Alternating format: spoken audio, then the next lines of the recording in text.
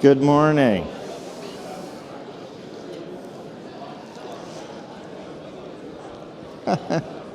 Good morning, everyone. Welcome back. How's everyone feeling this morning? I hope chipper than me. So anyway, glad to see so many bright faces so early this morning. Before we start our morning session, incoming OGRA President Rick Harms and I will make the first of 2 draws. I remind delegates that you must be present in the room to win. Our first prize has been donated by Marmac Information Technologies and consists of 2 tickets to the Broadway smash hit, Hamilton.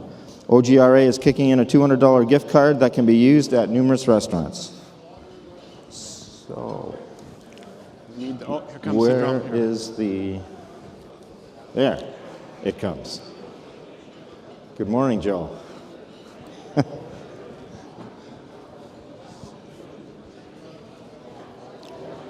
So,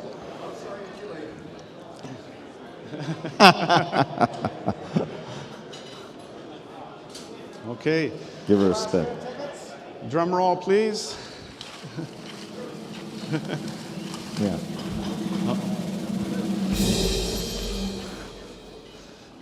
Go ahead, Rick.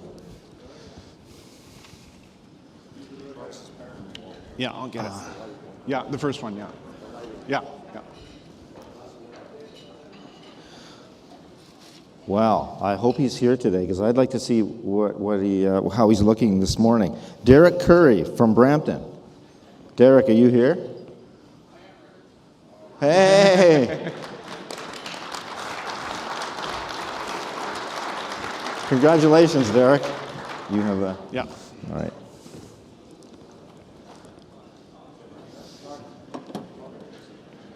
Hey, congratulations, Derek.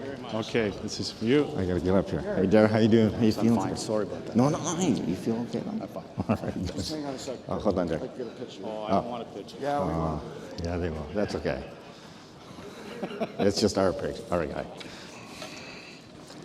Yeah, how can we do this, Sarah? I want to shake your hand at the same time. Oh, All right, congratulations, Derek. Take care.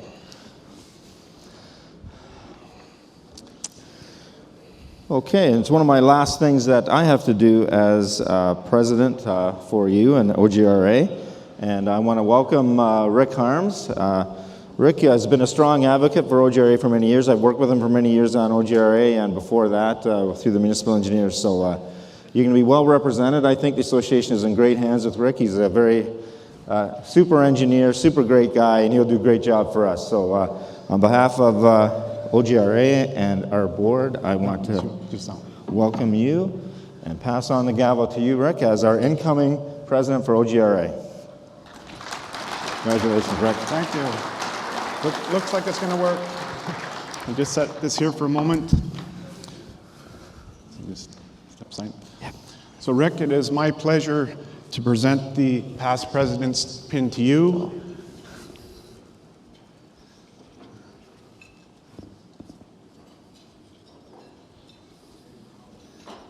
I'm going to have some trouble here.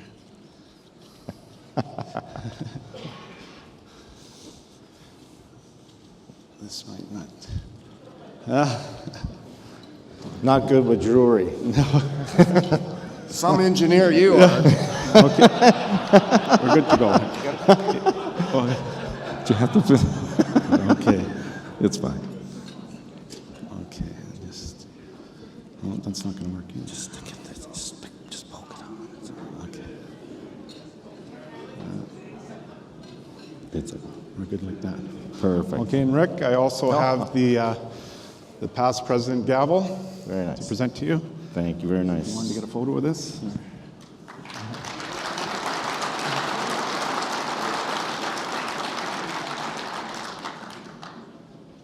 Okay. Got it. Thanks, Rick. I'll take that out of your way. Sorry. There you go. Okay, good morning, everyone. What an awesome career moment. Usually with engineers, when it involves bridge openings, we get excited, but this moment of accepting the gavel with OGRA stands right there with it. It is indeed an honor to accept the presidency of the association. Over the past 6 years on the board of directors, I can't express how excited I am to have this opportunity and work together with the OGRA staff and fellow board members to achieve the goal of representing our 420 members in roads, transportation, and infrastructure issues. OGRA has a rich 126-year history of shaping infrastructure in this province. Where'd he go? Firstly, let me thank our outgoing president, Rick Kester, for his explanatory leadership this past year. It has been a pleasure to serve with you, and it's good to know that Rick is still on the board, and I will have opportunity as past president to be able to mentor and consult his advice. As the incoming Rick, I can say it'll be easy to fill your name, but it'll be much harder to fill your shoes. I welcome this opportunity to be the first president from the northwest portion of the province in over 10 years. As a municipal engineer with the City of Thunder Bay for over 33 years, I have worked with gravel and paved roads, urban and rural roads, and been involved with the design, construction, repair, and maintenance of municipal infrastructure. I am more than willing to share this experience with OGRA as we serve to protect the transportation and public works interests of our members. One of my goals as president is to promote the expansion of our education program courses in Northern Ontario, whether it be by e-learning, video conference, or actual on-site contract courses held within one of our northern communities. I think this initiative is timely, and I look forward to working with our staff to see how it can be delivered. OGRA has clearly run a successful education program in Eastern Ontario this past year, so I think the North is next. As OGRA continues to advocate the province towards adopting a Vision Zero policy, this has equal importance across the northern portion of our province as we seek improved standards and policies that allow main northern highways the same class of maintenance as the southern corridors. You may also be hearing more about advocacy initiatives to complete 4-lane expansions of northern highways, extensions of year-round roads into previously unserviced areas, or even perhaps piloting the innovative 2+1 highway approach. Moving towards improvements and making commitments in road safety using all the tools in the toolbox is something that touches everyone in this room. Whether it be policy, design standards, education, or enforcement, OGRA hopes to continue with our leading efforts to promote a Vision Zero strategy across Ontario. We also remain diligent as an association to have an understanding of all of today's emerging challenges like climate change, new technology development like autonomous vehicles, government regulations or policy, legal challenges are all examples, and we should be prepared to assist our members with the opportunities, mitigating the risks, or providing education that they may require. As we continue through 2020 as an association, you will continue to have a President Rick. I offer this as a small token of similarity in what otherwise will be a year of staffing transition within the organization. Of course, many of you have heard the announcement that has been released that we welcome Mr. Scott Butler as our new Executive Director later this year. Scott, are you in the room?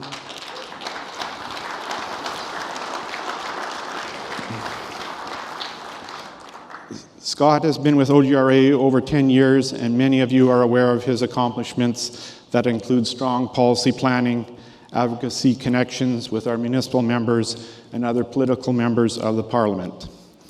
He is also committed to further our education and training program development. I believe he is a brilliant mind, very forward-thinking, and most importantly, he shares a passion for this organization. I have no issues that it'll be a smooth transition and that Scott is fully capable to hit the ground running as our new Executive Director. This announcement, however, is somewhat bittersweet as we will be losing our current director of 15 years, Joe Turney, to retirement. Of course, we extend our best wishes to Joe and his family on this next stage of life. We really can't thank Joe enough for his role in administration service to advance where OGRA is today. I would ask everyone to please stay tuned as we announce further event planning later in the year to recognize Joe further and extend best wishes in his retirement.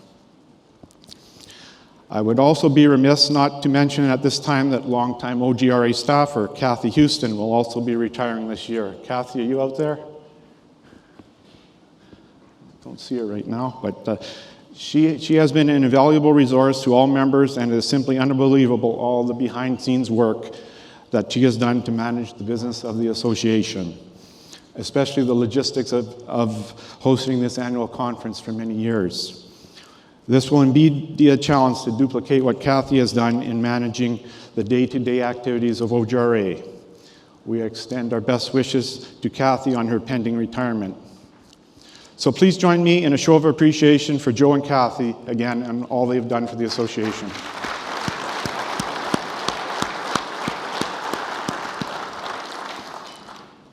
So in closing for now, I thank you again for this wonderful opportunity to serve as your president. I look forward to the 2020 year and working together with fellow board members and OGRA staff to serve our membership. I welcome, as do my colleagues on the board, any suggestions or comments that you may have on how OGRA can serve your community better and build and maintain public infrastructure that generates prosperity and improves the quality of life for all our members. Thank you.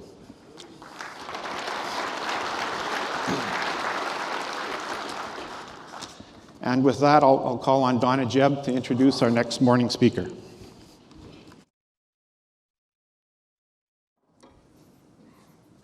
Good morning, Rick. Morning.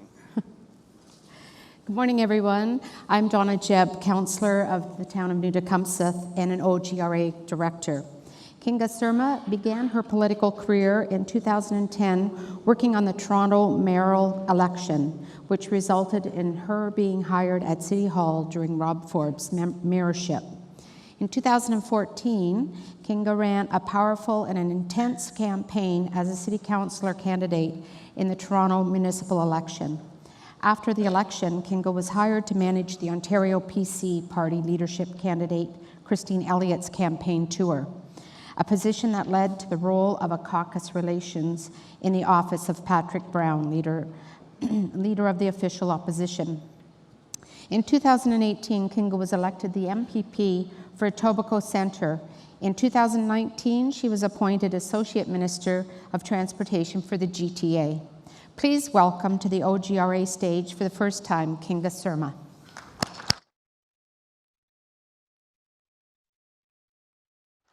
Thank you so much.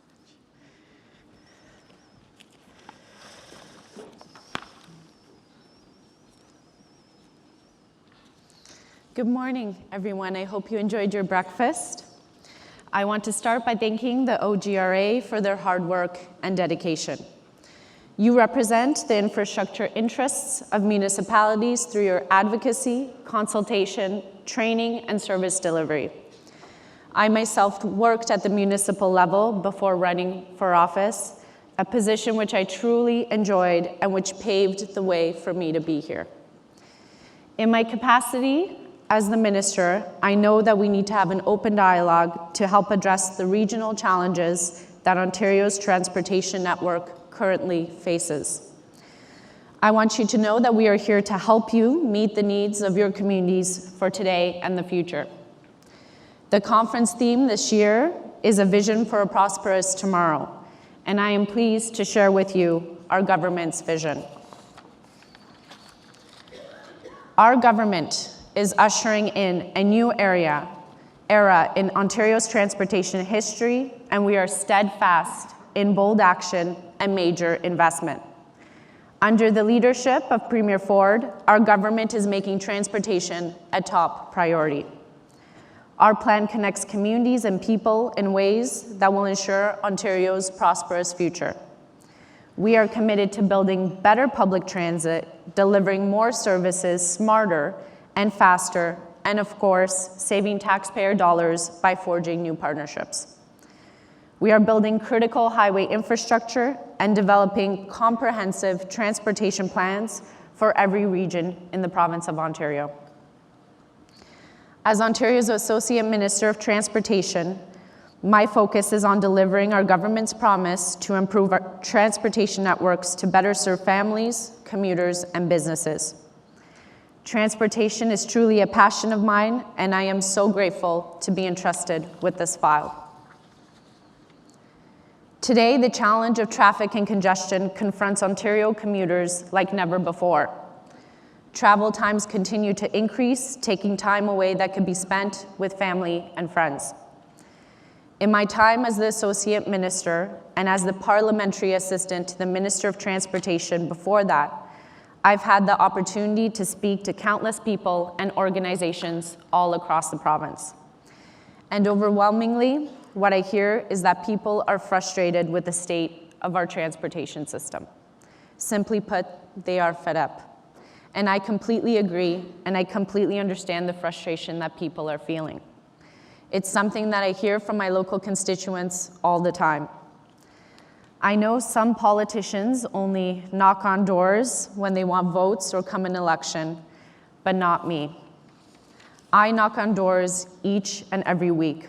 Whether it's raining or snowing like today, I'm out there with my pup. For me, this is a critical part of my job. It ensures I always have my finger on the pulse of my constituents, a lesson I learned from Rob Ford. A few weeks ago, I went on a ride-along with one of my constituents to see what her commute was like. I wanted to see how real people get around. Her name was Oksana. She was 8 months pregnant at the time. We traveled with her 2 kids to see what her commute from Etobicoke to Midtown Toronto was like. It is so important to stay grounded and see how our collective work in transportation affects our communities and the tremendous impact it has on our constituents. As we sat in traffic on Eglinton, I was able to hear from Oksana how one of our 4 transit priority projects, in this case the Eglinton Crosstown West Extension, will help her, her family, and her friends get around the city better. And her story is just one story. Everyone has different challenges, but if we can improve their travel, I know we are improving their lives. And even though Oksana is not here today, I want to congratulate her and her family. She gave birth to a very healthy little baby girl over Christmas. I know that my colleague, the Minister of Transportation, Caroline Mulrooney, had the opportunity to speak to all of you yesterday.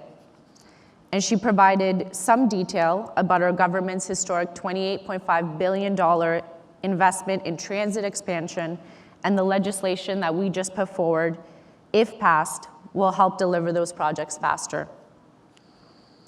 The new subway transit plan includes a commitment to deliver the new 15.5-kilometer-long Ontario line as early as 2027 and 3 extensions between 2029 and 2031.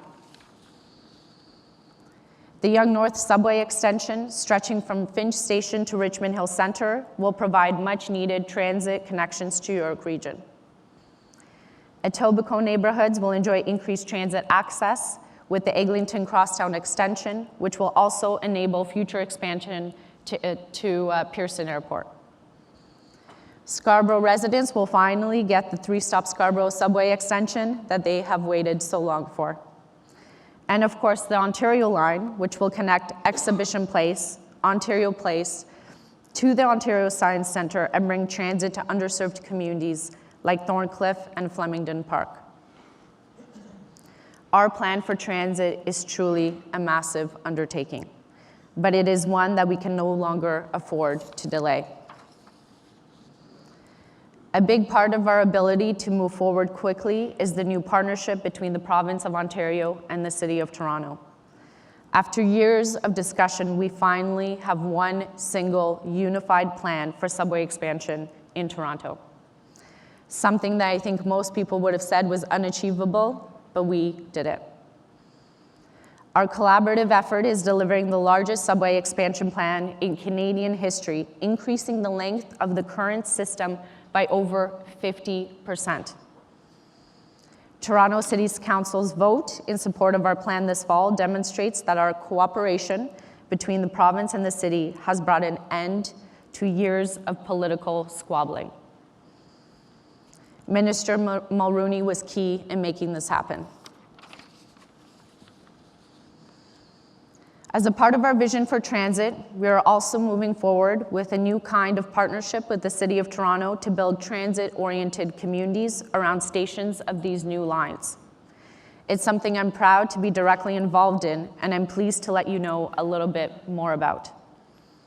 Simply put, transit-oriented communities are mixed-use communities that are connected to subway and GO stations. And there's a lot of benefits with taking this approach while we build transit.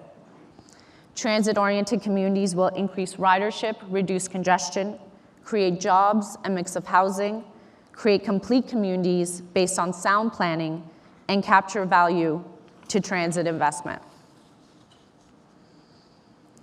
Building communities around transit stations will help people get to and from their homes faster and easier, and will also reduce congestion.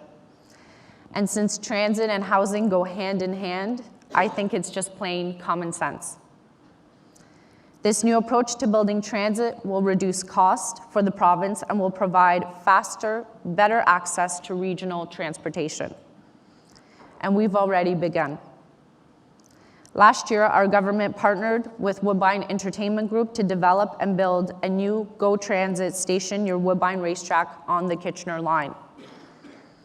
This partnership is expected to save taxpayer money and bring an estimated $94 million in revenue over the life of the station.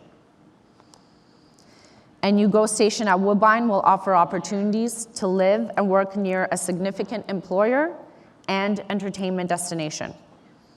It will offer better access to the local community and jobs, and that is terrific news. And we are just getting started. As we work to deliver our historic subway expansion project, we'll be actively pursuing opportunities to build transit-oriented communities along our new lines. This will be done in collaboration with the Ministry of Municipal Affairs and Housing. Minister Steve Clark has been instrumental.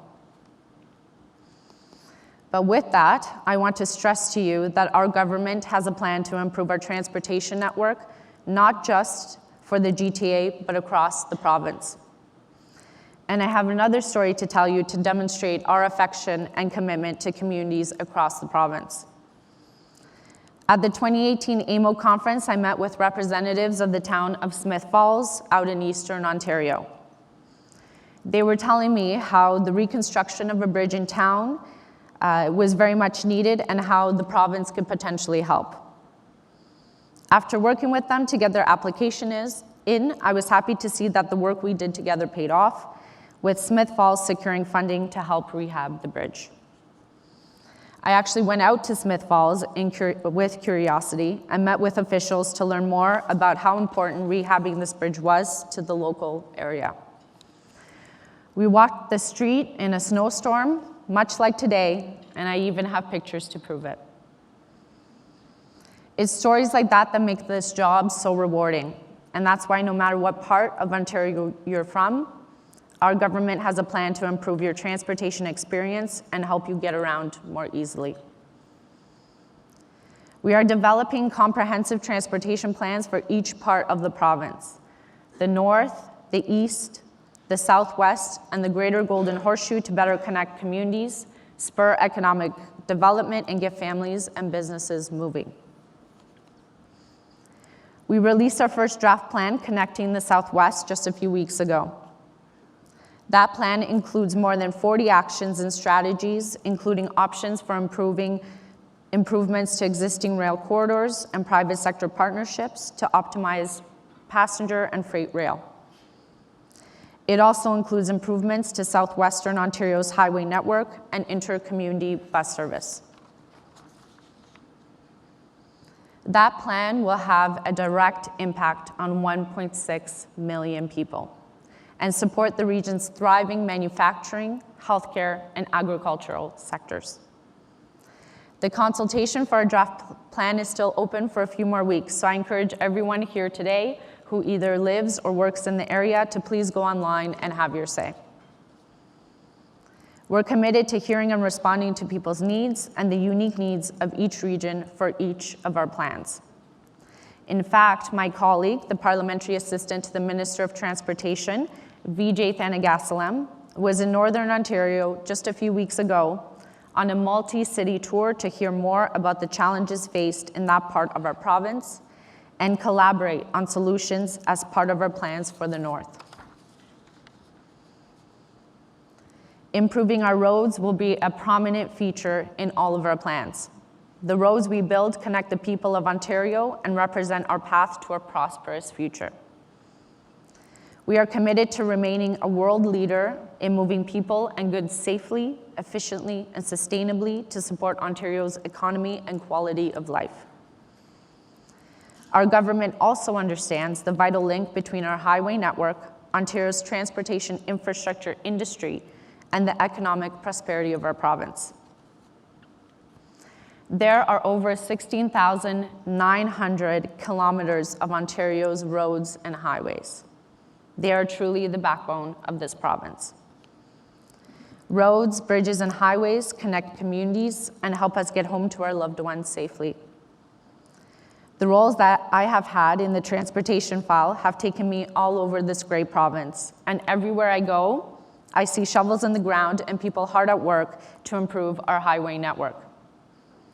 Our government is making that a priority. There are numerous examples that illustrate this. I recently joined some of our local MPPs to break ground on the expansion of Highway 401 from Credit River in Mississauga to Regional Road 25 in Milton. We've resumed the environmental assessment for the GTA West Transportation Corridor, a project that will identify and address the transportation needs of York, Peel, and Halton regions. We're building a twin structure for the Garden City Skyway on the Queen Elizabeth Way in the city of St. Catharines.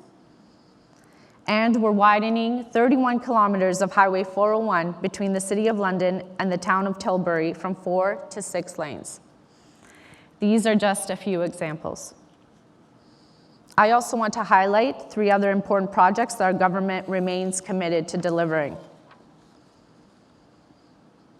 Just a few weeks ago, we secured funding and approval to proceed with the procurement for Phase 3 of our multi-phase plan to widen 20 kilometers of Highway 3. Our government understands that Highway 3 is a critical link between communities in southwestern Ontario. We're listening to the needs of the local communities, and we are acting swiftly to make life better for the families and businesses that travel on that highway every single day. We've also secured funding and approval to widen Highway 17 between Arnprior and Renfrew. Highway 17 is a part of the Trans-Canada Highway, a vital route that connects each province in Canada, seeing more than 14,000 vehicles per day. Our plan widens 22 kilometers of Highway 17 in Renfrew County. Earlier this month, my colleagues, Minister of Transportation Caroline Mulroney and Minister of Energy, Northern Development and Mines and Indigenous Affairs, Greg Rickford, took further steps to deliver on the government's commitment to widen and twin Highway 17 between Kenora and the Manitoba border. They signed a memorandum of understanding with Ni-Win-Wenda Amok, a partnership of 4 First Nations with interests in the project area. Widening Highway 17 at key points across our province will reduce travel times through highway corridors, improve critical trade links and international gateways, while promoting economic development and safety. Our government committed to these projects in the last budget, and we're very happy to deliver on that commitment by moving them forward to their next phases. Now, I know all of you hear a lot about Toronto and a lot about subways, but we are just as focused on ensuring Ontario's roads and highways and bridges are safe and durable. With such strong investment in infrastructure, I want to remind everyone in the audience that respecting tax dollars is key to everything we do. Whether it's building highways or subways, we want it done right, and we want to build it to last. The time for waiting is over. Under our government, it's really happening. We are getting Ontario moving and building Ontario together. I look forward to working with all of you to achieve this goal. The future of transportation is about thinking critically and doing things better. By working together, we'll make sure the future of transportation in Ontario is a bright one and a prosperous one. Thank you very much.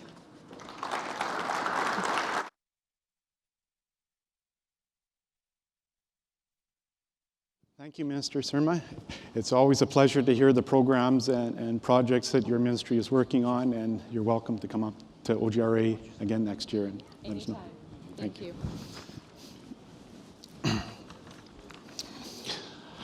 Our next speaker is Chris White, the Mayor of the Township of Guelph-Uramosa, a position he has held since 2010. Chris is the first Vice Chair of the Rural Ontario Municipal Association. We are pleased to have Chris here today to provide us an update on the activities of Roma. Please welcome Chris White.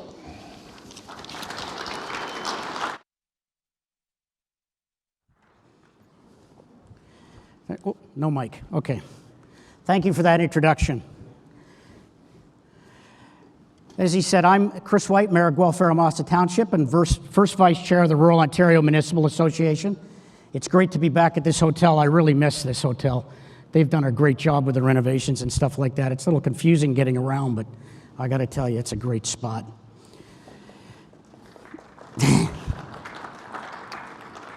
Many of you come from rural municipalities or municipalities that have significant rural areas. The Roma family is made up of very big municipalities, very small municipalities, and hundreds of others in between, like Ottawa, which is 80% rural, and East Ferris, outside of North Bay. Like Hamilton, which is 65% rural, and Hillard, with a population of 225. Roma is everyone who cares about rural Ontario because they are part of rural Ontario. Rural communities understand that neighbors help one another. And it is fair to say that in recent years, rural Ontario has aspired to find its voice and advocate more strongly. We want to achieve this in a collaborative and cooperative way. We have a close working relationship with the Association of Municipalities of Ontario, AMO, and we have been bringing a rural lens to the important and extensive policy work that AMO does. When AMO and the province sit down to talk, Roma is at the table. We have been working closely with other municipal associations as well. In the past year, we have worked with Ontario's two northern associations, FNOM and NOMA, and we have been welcomed as participants in their conferences. This year, we added a new Zone 10 position to our board to strengthen the representation from Northwestern Ontario. We are working with OSUM, Ontario's Small Urban Municipal Association, and through our work with AMO, we have been building strong links with large urban associations such as Marco and Lumco. These relationships are important to us, and the relationship that we have with OGRA is important to us. Our work is complementary, and we believe we are making progress in areas where Roma and OGRA have important shared interests. Infrastructure may be the most obvious example. We are pleased that the Ontario government is protecting the formula-based Ontario Community Infrastructure Fund. We have confirmed that we will get $500 million through the Ontario Municipal Partnership Fund this year and next year. Predictability is helpful. The province has expressed a desire to work more closely with municipal governments, and they have assured us that there won't be any surprises in the upcoming provincial budget. The federal government has also made important investments in rural Ontario. In 2019, we welcomed the one-time doubling of the federal gas tax. Permanent and predictable infrastructure funding is a top Roma priority. Infrastructure also means broadband infrastructure. Connectivity lets us compete economically and build thriving communities. It is the key to moving rural Ontario forward. Broadband is essential to our quality of life, and our future depends on it. Connectivity should not be a problem for rural communities. It should be the solution. And there's been good progress and dedicated investment in broadband and cellular networks, both with the federal rural broadband strategy and the $315 million in provincial funding. Discussions about infrastructure have to include discussions about extreme weather. For example, many of our communities are impacted by high water levels, and municipal governments are in the forefront of these issues. All three orders of government must work in partnership to address these challenges and more. Neighbors work together. That's how we do it. So again, it is important for us to be here with you today. We value the work that OGRA does, and we appreciate the invitation to be here. Thank you very much.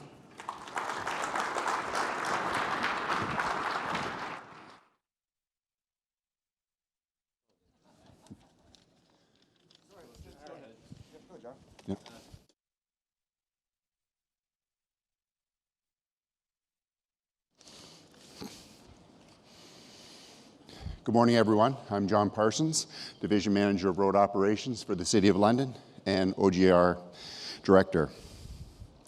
This winter has seen a number of emerging issues related to winter maintenance. Here to break down these developments is a panel with decades of experience keeping Ontario roads in good repair throughout the winter.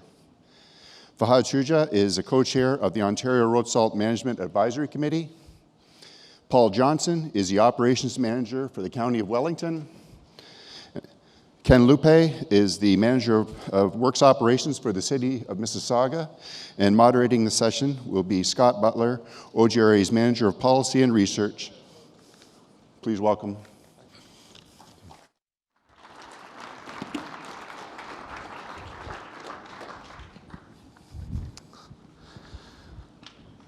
Fahad, this way. Yep. Great. Well, good morning, everyone. We thought it was timely, given the weather outside today, to do a panel on winter maintenance. We had planned that. Yesterday we had cycling, so we made sure it was 9 degrees when everyone was out on their bikes, and today it's winter maintenance, so it's snowing. The final word panel sent me one of the questions that was asked, and our correspondent is Dave Neely from the Township of St. Clair, and I thought, given winter maintenance, this is really more in line with the expertise of these individuals. Mr. Neely writes, why in God's name is it so hot in all the smaller conference rooms? It's so warm when 100 or so people that are in there, and he goes on, I only raise this, not with the expectation that they would provide an answer, but to let you know, we've heard it, the hotel's here, and we'll be sharing your feedback. Thank you. With that out of the way, winter maintenance, there's a number of things that have been going on. I don't need to explain to the people in this room that the changes that are taking place when it comes to how you're maintaining your roads in the winter, but we thought it'd be an opportunity to have a bit of a conversation, provide an update with some of the work OGRA's done, some of the issues we've heard about, as well as floor mics are out there. If you have a burning question, we have literally decades and decades of experience up here. I'd ask you to, throw your question out, give us your hometown or your municipality and your name, and we'll have the panel. So to begin, I'm going to ask Fahad, as the co-chair of the Road Salt Management Advisory Group, to just give us an overview, what it is, what the objectives are, and how can the members in the audience get engaged. All right, great. Thanks, Scott, first of all, to give the opportunity. I don't believe I deserve to be here. There are a lot of seniors at the table, so. It's succession planning. Wow. Well, if you look at the work that OGRA has done, we've done phenomenal work to get the winter maintenance best practices out and share those ideas with all of Ontario. In 2016, OGRA worked with Conservation Ontario to put together a best practices document, and this was for the better maintenance, winter maintenance activities. And this was, Paul was on the team, I think Ken, you were as well. The province was on, feds were on, and they created this document with the understanding that it would be a living document, so we would repeat it every 5 years and see what changes need to be made. If you haven't looked at it, it's a great asset. It has, a breakdown of what different materials to use, at what points in the winter are they applicable, at what time is it better not to use them. A lot of work has gone in, so definitely check it out. So what we did last year, at the end, almost Q3, Q4 last year was we went back to the table with Conservation Ontario, and the decision was made to try to see if we can create a larger group. So the first group was more about to create that document, in particular to salt vulnerable areas. With the new group, what we decided to do was have like an umbrella overview. So now what we've done, we're just working on to finalize the terms of reference. We've met a couple of times already. And we have also OGRA is the acting chair. OGRA is one of the co-chairs. Then you have Conservation Ontario as the other co-chair. Then we have Paul on the committee. There's 3 more members representing different municipalities. We also have various other leads from other conservations within Ontario. As always, also we have from MECP, we have a representative, and we're looking to see if we can also include a federal representative on there as well. So talk to us a bit about, I mean, conservation authorities for a lot of the people in the room, and the idea of winter maintenance, often I think there's an understanding or an expectation rather that they're at loggerheads with one another, but this panel's been, or this organization's been completely different that way. How has Conservation Ontario sort of helped craft the mandate of the committee?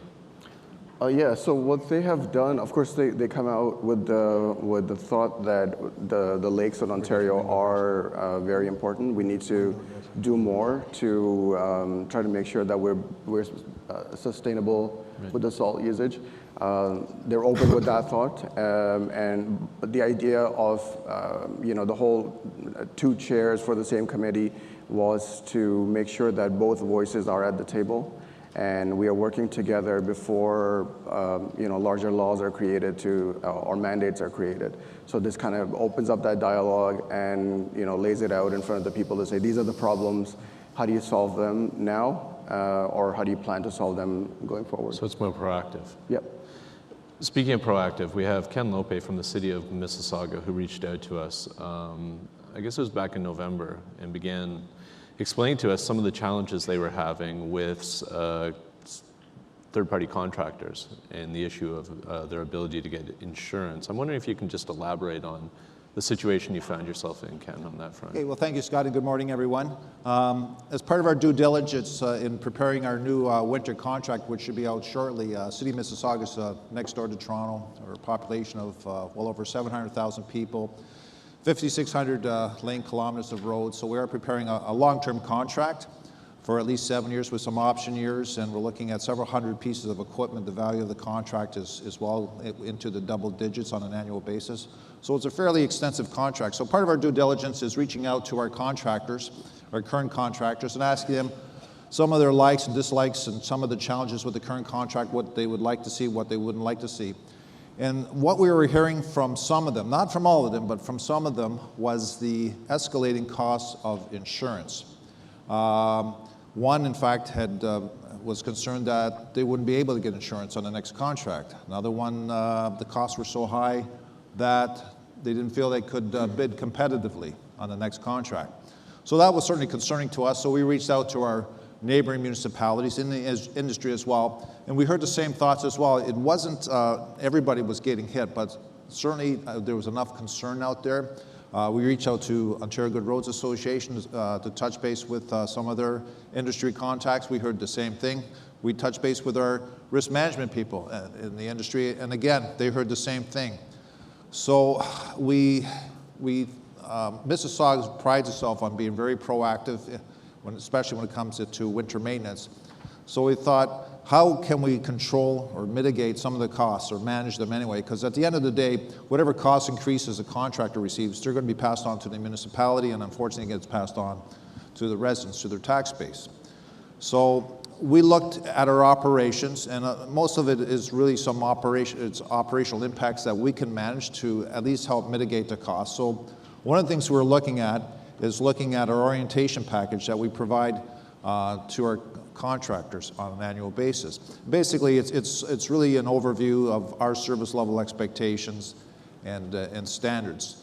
But we thought maybe we might drill down. We don't want to get in the position of training the contractors, because the contractors are obligated to provide competent trained operators. But how do we assist them to get that to that point? So we're looking at maybe incorporating best services that are provided from other municipalities, incorporated as part of our program as well. Certainly encouraging the contractors to take advantage of any training that's offered through Ontario Good Roads Association. through third-party contractors. Same with the Association of Ontario Road Supervisors. They provide an excellent training program. There are also several private individuals that provide that training, also encouraging the contractors to take advantage of the training that's out there. We're also looking at reviewing our salt and plow routes. Now, we do complete our routes well within the MMS, but what we're finding, and I'm certain most municipalities in the GTA as well, is that residents have a high expectations of service levels. Even though you meet your standards, they're looking almost in what we say, they're looking for July and January conditions.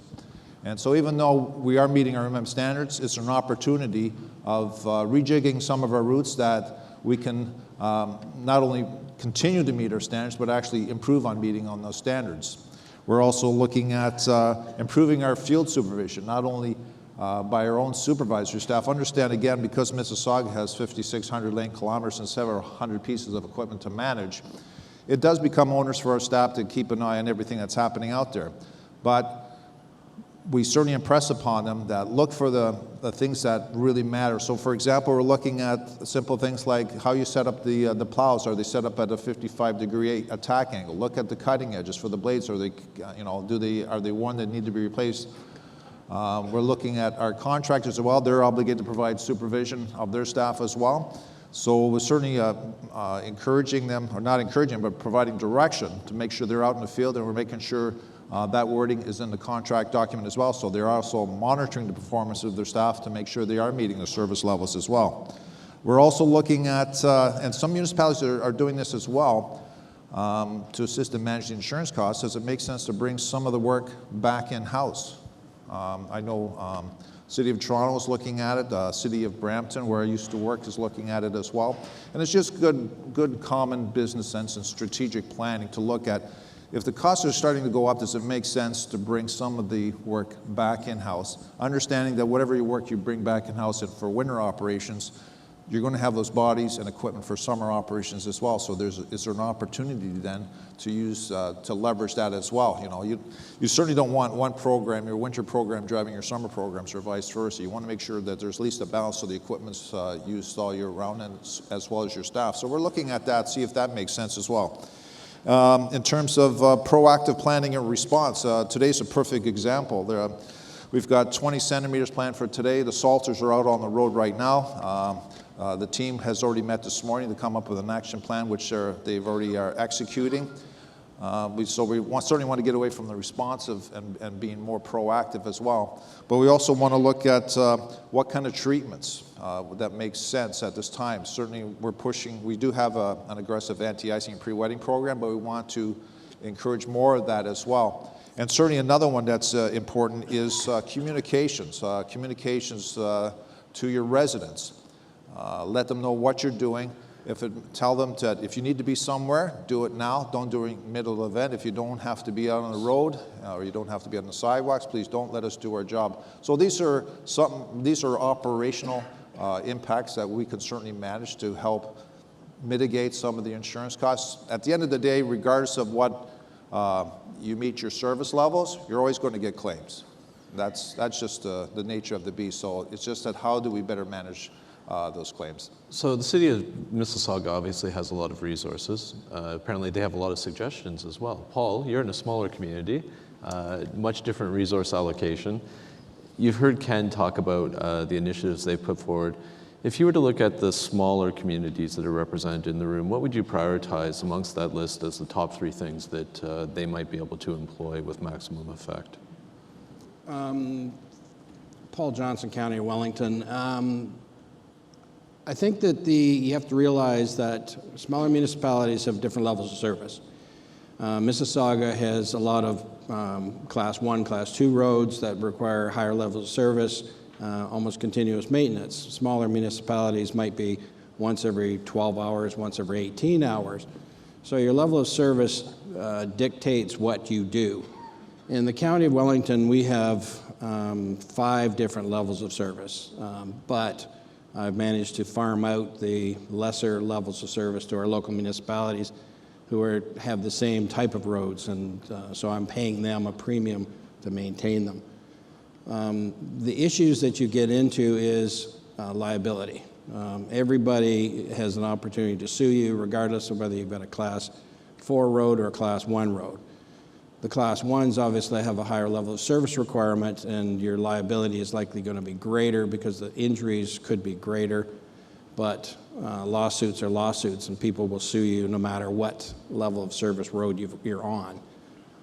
We tend to, because we've been using liquids for 40-plus years, our level of service tends to be higher than what the road is classed as. That's allowed us to be better prepared in that we hire winter drivers to supplement our full-time employees. We have 28 snowplows. All of them have liquid capability, and we go out in anti-ice, we go out in pre-wet, we go out and pre-wet our material, we have pre-treated salt, we have everything that allows us to manage our roads as efficiently as possible. That doesn't mean that we don't get lawsuits. We still get lawsuits. However, we're more successful in managing them because we also have a high degree of accuracy in our record keeping, which has allowed us to be able to have video logs of the roads that we're driving, and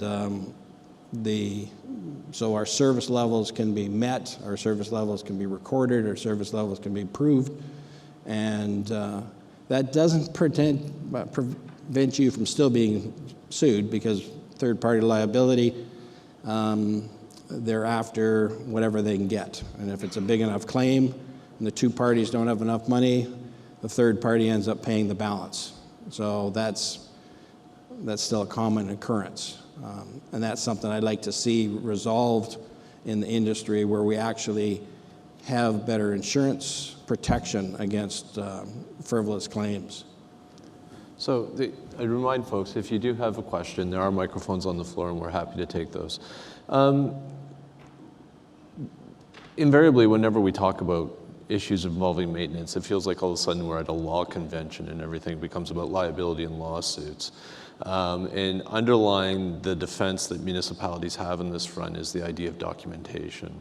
Fahad, you've created an app that's available free to OGRA members. I wonder if you can talk to us about what that actually does and how it positions municipalities to be more prudent stewards of their documentation. Yeah, absolutely. And so OGRA has been trying to promote the idea of having an annual winter plan for, I think, since early 2000s. We used to have a document template that you would just download as a Word file, but it turned out that not a lot of municipalities were taking benefit of that. So Brian Anderson, I don't know if you're in the room, but when he was at OGRA, we were just discussing on how do we make it even more easier for municipalities to be able to do this and do this every year. So the idea came where how about we make it into a TurboTax sort of thing where you answer questions and the plan is done for you. So we're continuing on that. We released that back in 2014. And any municipality that uses it now, you have an easy way to, at no cost, you just log in, answer the questions, and you get, the shortest document I've seen is about 35 pages long. When it comes out as a PDF file. You have your plow routes in it, you have your salt vulnerable areas, you have all your materials, your the operations, basically even before how to prepare for the winter and how do you decommission after. At least the content-wise, everything is in there, so it's there for every municipality in Ontario to use. And the price was? Zero. Zero. Okay, just wanted to make sure everyone heard that. Zero. Pretty expensive. Paul, you travel around North America extensively as a sought-after expert on this topic. What are you hearing in other jurisdictions in terms of developments and pressure points that municipalities are encountering? I think the biggest problem we're encountering right now is staffing, trying to get winter drivers. We used to have an issue where we would have 200 people apply for 20 jobs. Now we're getting 20 people applying for 30 jobs. The quality of drivers are tow motor operators instead of snowplow operators. So that is becoming a big issue. A lot of people are not getting into the industry or staying in the industry, and it's going to become more difficult. Maybe we're going to have autonomous plows where they're going to go out there and somebody's going to be sitting at a desk remotely driving these plows. I don't know.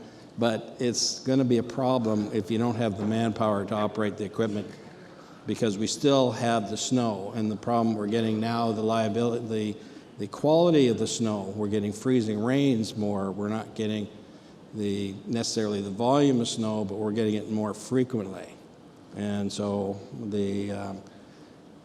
it's a changing field. You've seen that as well in the city of Mississauga, Ken? Absolutely, and especially it's widespread in the GTA. Again, talking to our counterparts, we're fighting for the same pool of talent that's out there. And let's be perfectly honest too, winter maintenance is not really an attractive industry for younger people coming into municipal construction and maintenance as well.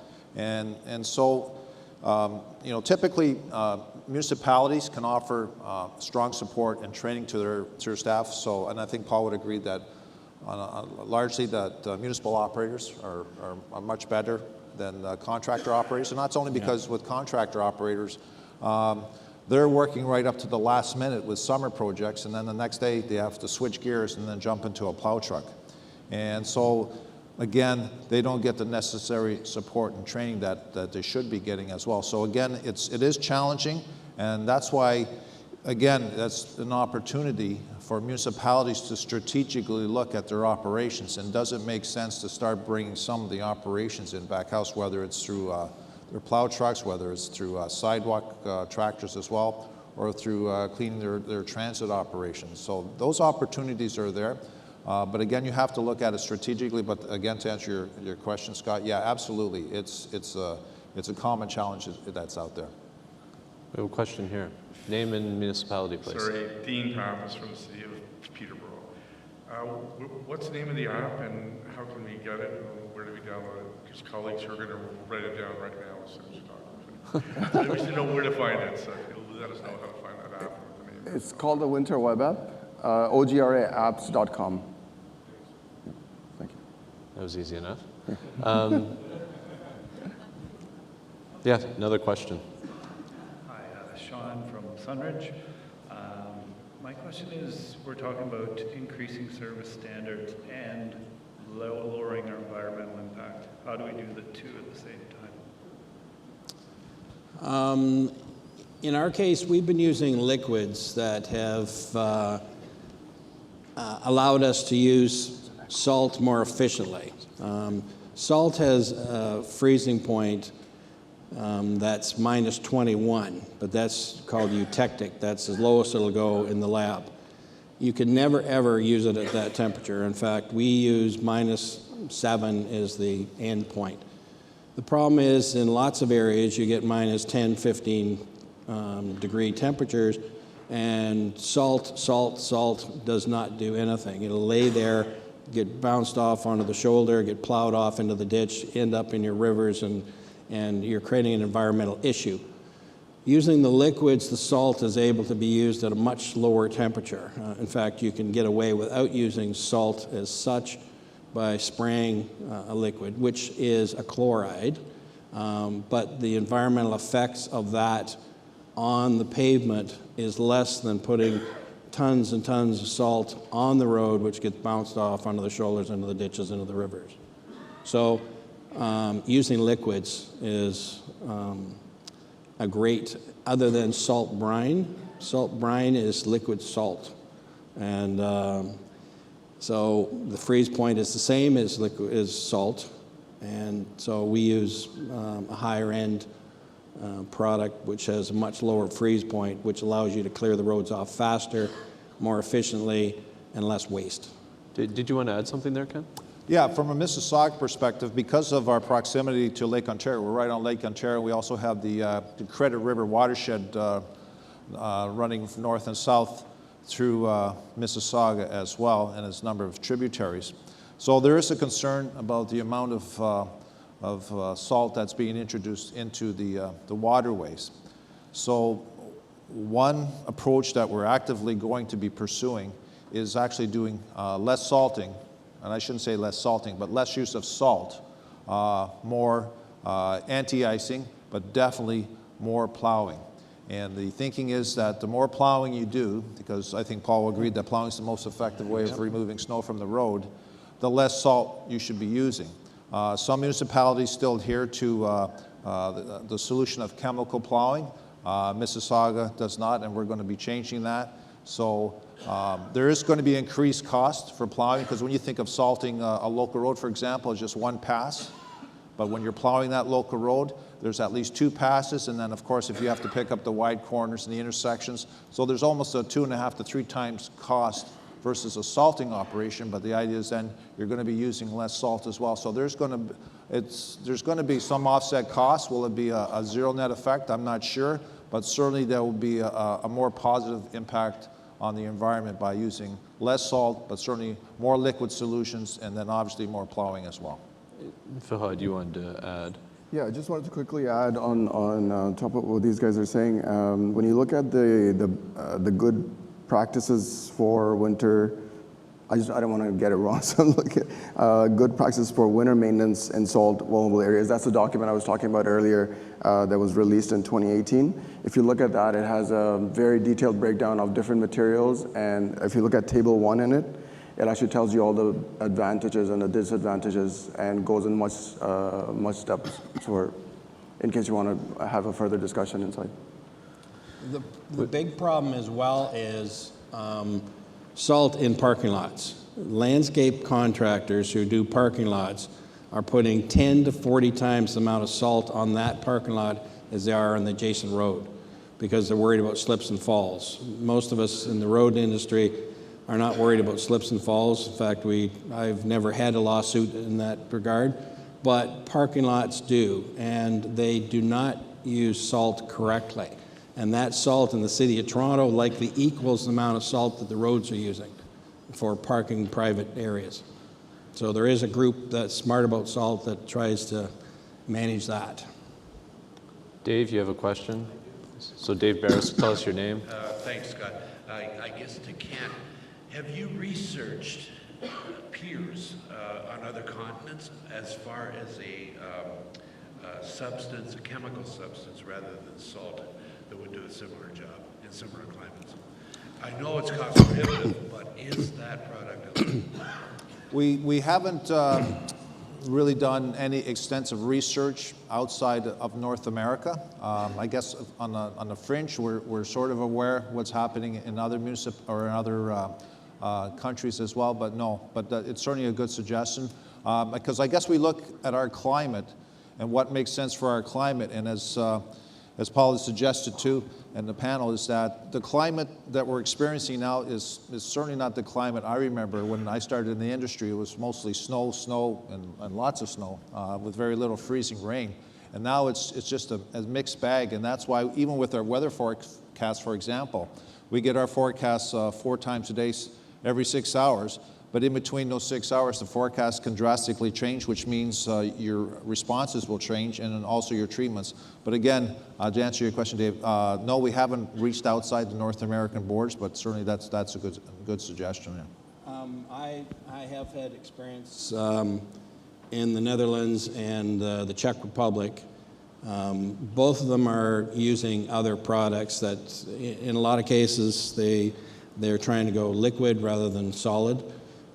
But you also have different salt types. You have brine salt.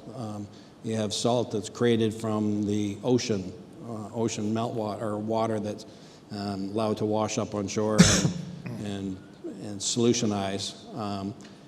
But magnesium chloride, which is a product that we use millions and millions and millions of liters of, is not going to be available because they have a mine issue in the Netherlands. You can get it in Salt Lake City, and you can get it in other places, but the cost is going to be exponential. Calcium chloride mixed with mag chloride is a new product. It's again a chloride. There are non-chlorides which are uber expensive, which we might have to go to.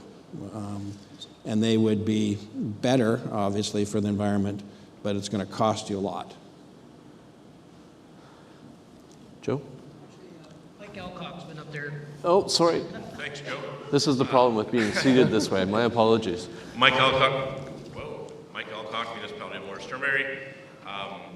My comments with regard to winter operators and getting operators for the winter. I think our biggest competitor is maybe EI. The amount that our operators make in addition to their EI, maybe only $5 an hour, meaning that they have to get up at 3 o'clock in the morning, maybe to do work and maybe not to do work. And I was wondering if OGRA would see there an opportunity in lobbying EI to possibly make a win-win situation both for our operators as well as saving themselves a little bit of money instead of a lot of money. So as the policy guy on stage, it's awfully difficult to formulate policy on the fly in front of a couple hundred people, but I think what might be appropriate would for us to have this conversation afterwards offline, and certainly I'd like to learn more about it. We understand the crunch that exists in terms of putting people in seats to perform these functions, and I'd be interested to pick your brain and see, to understand more about how we might be able to engage the feds on this. Okay? Joe? Joe Reed, City of Belleville. Recently, with the MMS changes, the significant weather event changes. You declare a weather event has helped us, and we've used it a few times. We don't use it overly a lot, but I see this morning, County of Renfrew did declare a significant event. Has there been any word, because it's fairly new changes, has there been any challenges to that change in the MMS? To my knowledge, no, and just to your point, Joel, the City of Mississauga has also declared a significant weather event as well. It's a great tool, but I guess because it's become more commonplace, I guess this is really the first winter. I'm not aware of any claims, but that's not to say that, as Paul suggested, they can sue on anything right now. So we anticipate there will be one, but at this moment in time, I'm not aware. Are you, Paul? No. The County of Wellington has never used that part because I've got sufficient staff. But my locals have used it, and it's saving them in the sense that they're able to continue to operate, but you cannot drive a plow for 16, 18, 20 hours. You just physically can't do that. So managing it by working longer hours and with the same number of people doesn't work. So the problem is having enough people to do the job. Yesterday on the panel looking at liability, Jessica Dramchuk from Frank Cowan Company did acknowledge that the new iteration of the minimum maintenance standard really hasn't been tested in the courts yet, and that her expectation was jurisprudence would be developed as some of these cases got filed. But to our date, to reiterate what Paul and Ken said, we're not aware of any instance where somebody's tried to challenge that provision within the standard.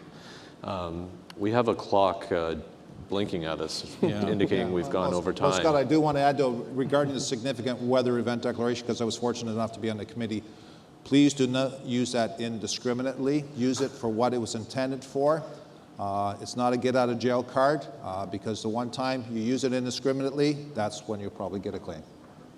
Sage advice to wrap up with. So please join me in thanking our three panelists. I think it was an informative discussion.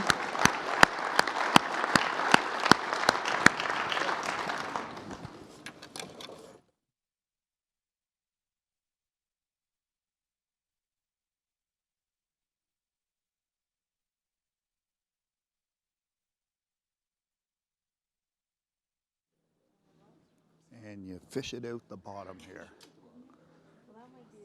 That's why he didn't want to do that. No, I didn't realize there was still 10 minutes in that.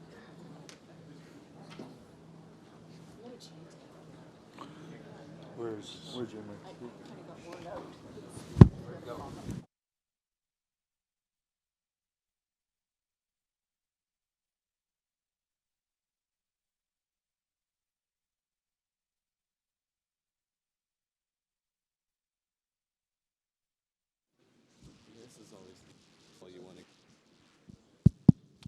Good morning. I'm Akash Desai, Deputy Mayor, Municipality of Grey Highlands, and OGRA Director. The final word is just that. The final opportunity during this to address those pressing issues. This morning, Stephen O'Brien and his your municipal Wikipedia. Microphones are scattered around the room, so don't be shy.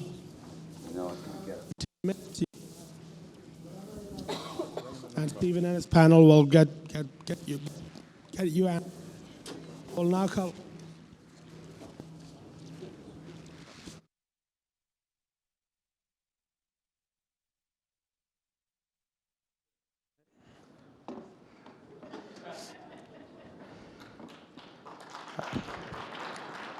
Thank you.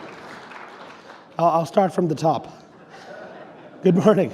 I'm Akash Desai, Deputy Mayor, Municipality of Grey Highlands and OGRA Director. The final word is just that.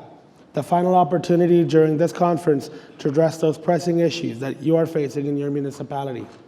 This morning, Stephen O'Brien and his panel of experts are here to be your municipal Wikipedia. Microphones are scattered around the room, so don't be shy. For the next hour and 15 minutes, you can ask whatever is on your mind. I will now call upon Stephen to introduce the rest of his panel.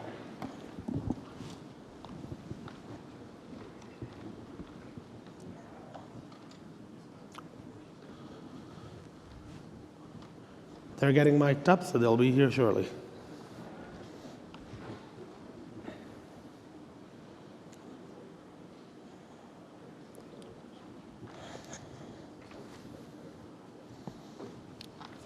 Cheers.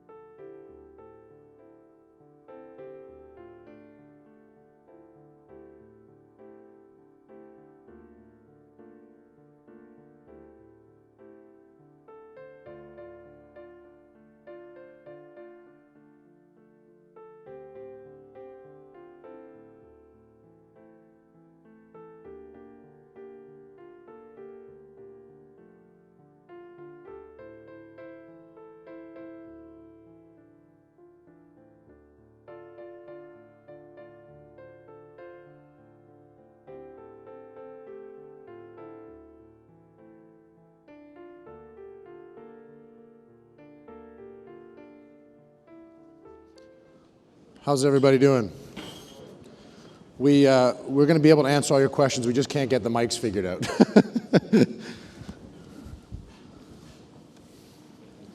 So thanks to Cash for the introduction earlier. I'm going to take the opportunity to introduce the panel. But before I do that, I just wanted to say openly that it's a really distinct pleasure for me to serve as chair of the question box panel, the final word panel. Fred Dean, as many of you know, served on this as the chair of this panel for many years, and so these are big shoes to fill. To introduce myself, my name is Stephen O'Brien. I'm the city clerk at the city of Guelph. Prior to arriving at Guelph, I spent some time at the City of Richmond Hill, and then prior to that I started my career in Bruce County, in northern Bruce Peninsula, and so I've been in the role of the clerk's world for some time. The purpose of today's panel is to give you practical advice.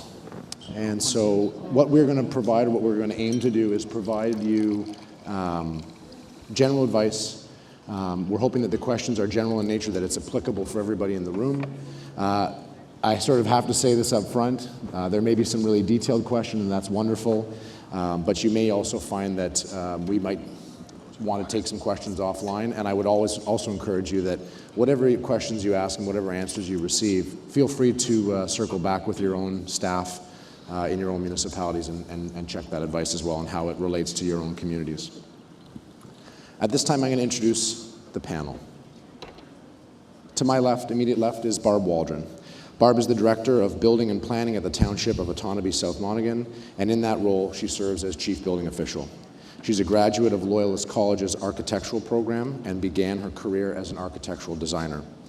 She's worked in the municipal sector, specifically with rural municipalities, for over 20 years, in addition to operating her own design company. Barbara sits on the Ontario Building Officials Association as Director at Large and is also the editor of the OBOA's Technical magazine. To her left is Rob Walton. He's a familiar face for many of you if you've been with us for these panels in years past. Rob is the Director of Infrastructure Services for Brant County. He's a professional engineer with 34 years experience, specifically in working in municipalities. Infrastructure projects and municipal public works operations are his bailiwick and what he's focused on in his career. He's a member of the Ontario Drinking Water Advisory Council and has served as a trainer for duty of care under Ontario's clean water legislation. To Rob's left is Susan Turnbull. Susan is a chartered professional accountant and holds a Bachelor of Science degree from the University of Toronto. She just recently retired from the town of Midland as the Director of Finance and Treasurer and has transitioned to providing financial expertise via Laird & Greer, a management consulting firm.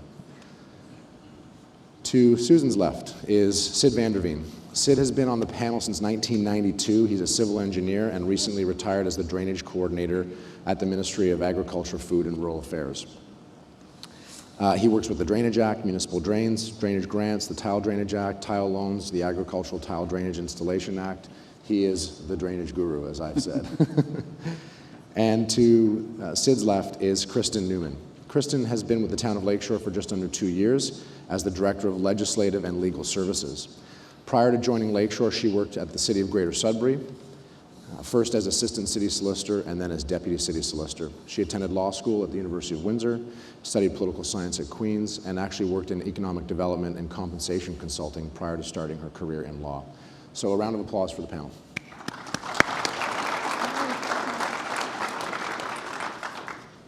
I am going to get into some rules. We received a slew of written questions in the question box over the course of the last few days. What we will do is we will present those written questions first, and then we'll take questions from the floor. So as you've been familiar for the conference, there's mics throughout the room. We'd encourage you to, if you do have a question, anything is game, please come forward to the mic. When you do come forward to the mic, can you identify yourself? That's what we would ask. Where you're from, your office, and your municipality. Respectfully, please, no speeches, one question only, no multi-part questions, and the question needs to be general in nature, that it's applicable to the sector. My favorite, and one of Fred's rules, certainly his favorite, is that the rules are subject to change at the moderator's discretion. So I reserve that right. And so with that, I think I'll start with a question. I know, Barb, perhaps I'll start with you. We began and had a question on training for building officials and education and the importance of that. Okay, so the question is, why is it important to keep the building department staff educated and continuously updated on code education? The building code is a living document. I kind of joke that it's so much so that it moves across my desk sometimes. The last update that took place January 1st, 2020 was 1,100 changes to the code. These changes included obvious text change, text additions, sentence or grammar structure corrections, a lot of updates to standards. There was a lot of standards that were changed. Just the name of them were changed in some cases. Sometimes half the standard was changed. So when you get that many changes, it's a lot of time to spend to go through to see what has changed from code to code. The biggest thing is that the Ontario Building Code is working towards aligning with the National Building Code, which will come out in the next 6 months, and then hopefully the Ontario will adopt it in the next 2 years. So all people that enforce the building code, whether you're an inspector, chief building official, you are required to have a BCIN number, which stands for Building Code Identification Number. And under the Building Code Identification Number, you are required to have qualifications in everything that you inspect or review. So in the case of a rural inspector, as I am, you basically have to have everything. If you work for the city or a larger municipality, you might be pigeonholed into one section of the code where you might be enforcing Part 9 or Part 3, or you are a plans review for Part 3, and you really can just focus on that part of the code as far as education goes. It's really important for councils to understand that it's important at budget time to put enough money into the accounts to pay for education. Education is key. It's basically keeping the municipality safe from liability issues. The more education you have, the stronger you are to go out there and enforce the code, and you are keeping the municipality safer. I can see the lawyer at the end nodding with the liability response. Certainly, I think it's key, as many of you probably know, that when a lawsuit commences, once the action is commenced, you get the big request for information, and your insurance adjuster may be looking for training records. Of course, all your policies, but training records are often key in making sure that that person that was going in there to do the inspection was not negligent. And there's a lot of due diligence defense almost available, not that it's a defense necessarily, but in legal terms, but if you can prove that somebody's trained well, that goes a long way to avoiding negligence claims. Yeah.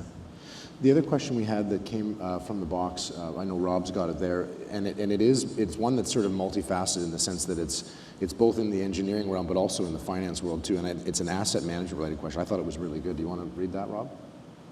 Thanks, Stephen. So this question is from Amanda Fraze, from Director of Infrastructure Development at Saugeen Shores. For asset management, how can we work together to set a standard for condition ratings and make them more objective? For example, we drive roads and we give them a PCI and then relate to good, fair, or poor, but is dependent upon the person driving. Can there be a standard put in place, or does one exist, that would describe or give a matrix on how to get a fair, good, poor rating based on number, cracks, etc.? Same for sewers and water mains, sidewalks, curb. Can a standard be set for risk of failure, consequence of failure, as well as even weighting system to compare importance of the asset, i.e. sanitary versus surface, roads versus water main, standard for life extension to crack seal, surface replace, etc. So we really could have a whole day seminar on this, but I think people do have travel plans today, so we won't do that. Great question. We're all working on asset management. We had to have our policies in place by July of last year, and we have to have our next plans in place for roads, water, wastewater, etc. for July 1st, 2021. I'm sure everybody is working feverishly on that. The first part of this I'll deal with. Really, I think that the way we can work together on these things, a lot of the associations are working on stuff for asset management, OGRA, AORS, Municipal Engineers Association, OWWA, WEO. Work with your associations as much as you can for that. They're looking at stuff, I'm sure, that's happening in the rest of the world for this as well. And we do know that asset life for different assets is different. And I think one of the key things that we're seeing that's going to be important for municipalities going forward is how you keep your institutional knowledge on this together. In the past, we had a lot of municipal employees that would stay in a municipality 25, 30, 35 years. Not necessarily the case anymore. So what happens when you're turning over your staff as frequently or more frequently than you're turning over council? That doesn't lead to good asset management life. And give an example of that, ductile iron water main you would think would have an 80 to 100 year life, and there's cast iron mains that are out there that are over 100 years old and still performing very well. But if you have corrosive soil, they might only last 20 years. So what you read out of the books doesn't necessarily apply in municipality. And you can have municipality where in one part of the municipality, those mains do last a good long time, and other parts where they don't because the soil is different. So I think that the institutional knowledge is very important there. Working with your associations to find out the most appropriate ways to apply the things in your area, because in your area, your roads are different, your soils are different, and whatever. And I think that Susan wants to talk on some of the financial parts of this. Well, you know, you talk to an engineer and they've been doing asset management forever, and everything's all organized. And I think where the big disconnect is in the financial plan, because the flavor of the month comes up for the budget, and besides we have to keep things below the cost of living, and so the budget curtails what we can do, and we're not honest about the fact that, I know, and I was leaving just the municipality I retired from, we had this project. It was a wastewater project, and it was $6.5 million. And yes, it has a 100-year life, but I remember struggling when we wanted to introduce onto a budget sheet what the annual operating cost, for instance, of that new arena might be. So council would have some idea of what the tax rate implication would be. But of course now with asset management, we also have to add what that amortization is. And so for that project, one project, $6.5 million over 100 years, that's $65,000 a year. Well, that's 30% of a tax rate, 30% of 1% of a tax rate right now without anything else. And it's those pieces that we keep shoving off. I mean, I could talk for a day on intergenerational equity and how we manage debt and financing, and we won't go there today, but there are so many elements, and I think asset management has a chance for the CPAs to talk to the PNGs, really get clear about what's going forward. That also speaks to having long staff, you know, trying to keep staff around, because sometimes that institutional memory gets lost, and if it's not documented adequately, it's really difficult. It's really difficult for staff, because council, of course, has a 4-year term, and sometimes they change too. Anyway, that's it for me right now. They could keep going. They could just talk all We could talk forever. We had a really interesting question, Kristen, that came in the box, and Kristen sort of jumped on it as an opportunity to share some information. This was about policing and body cams was the question that was related. So I'll let you read the question, and then we can have a discussion. Thanks, Stephen. So this one, before I start into this question, I have to give my usual disclaimer. Like you hear from every lawyer at every seminar everywhere, every case is involving different facts and circumstances. So what I'm saying here is high-level legal information, but can't really constitute legal advice, because I have yet to see a file that's ever the same. They're different everywhere, even if they involve the same things. This one is really interesting because of the fact that body cams in policing have been a topic that have turned up several times, probably in the last decade, in the questions around body cams. So the question was, why not implement body cams for provincial police to use? Safeguard for both police and the public should be part of standard operating equipment. So interestingly enough, we haven't seen it with the OPP in Ontario, but certainly a number of municipal police forces across Canada have adopted body-worn cameras, and to varying degrees of success in their view, and also success in terms of operation and quite frankly, cost. So this question, in reading it, looking at body-worn cameras, it's generally understood that the body-worn cameras we're talking about are the ones that are openly worn, that it's recognized to be a body-worn camera that the police are wearing, that the public understand and can see. It's not the covert use of more like a wiretapping type camera.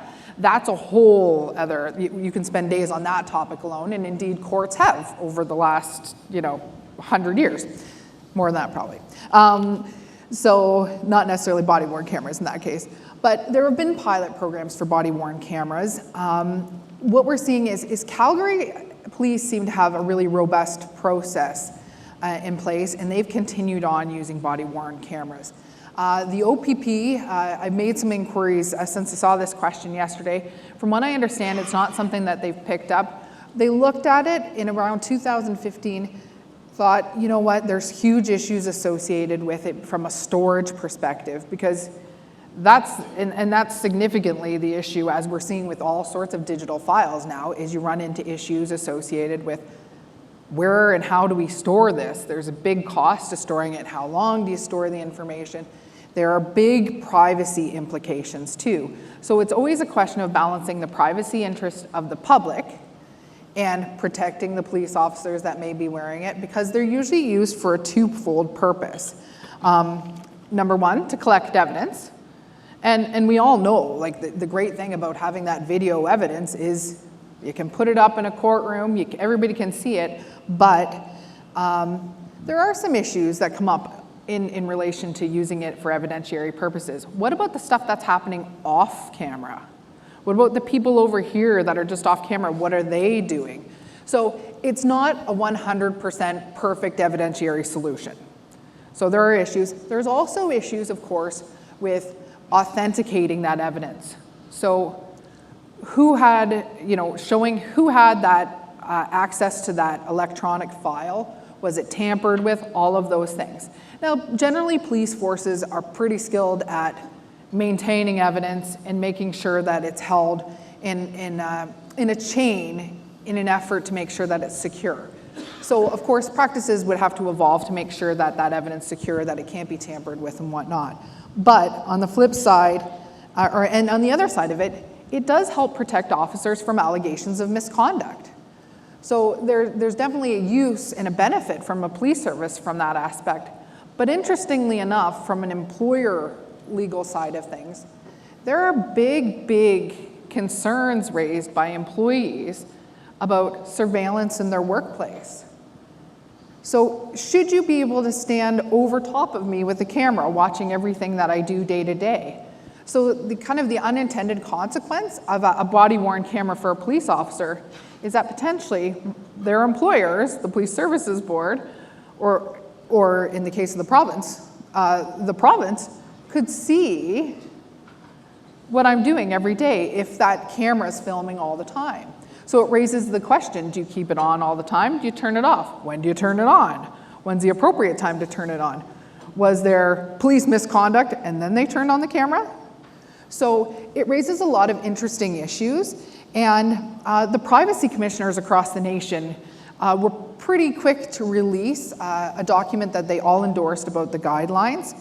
Law enforcement agencies have weighed in, and there are guidelines available out there for use.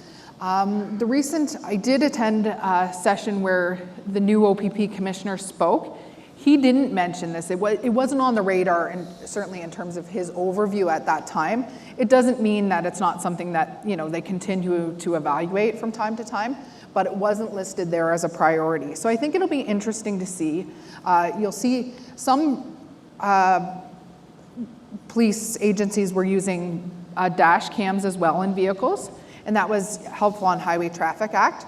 So that also raised questions about privacy, and what is, you as a private citizen, what level of privacy and reasonable expectation of privacy do you have in relation to your interaction with a police officer?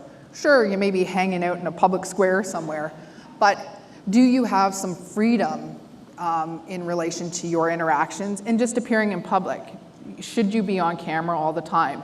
And I think that's a key central question these days in privacy, and it's not one that anybody has a good answer to. So it seems like I think the conversation's not over here. Yeah, and I think the other thing too, it's like any kind of recording. So I mean, in Guelph, our fire department put dash cams on the trucks. And the purpose of that was, well, it's a great training tool, right? We can film a scene, film a response, go back to the hall, review that video. It's great coaching and training. But we had to work with them, and this comes to mind with the body cam and the policing and the wearing of cameras, because when you do those things, it's really important to be deliberative about thinking, what are the privacy impacts? So are you doing a privacy impact assessment? Thinking about the things and analyzing the components of why you're using it, how wide the angle is.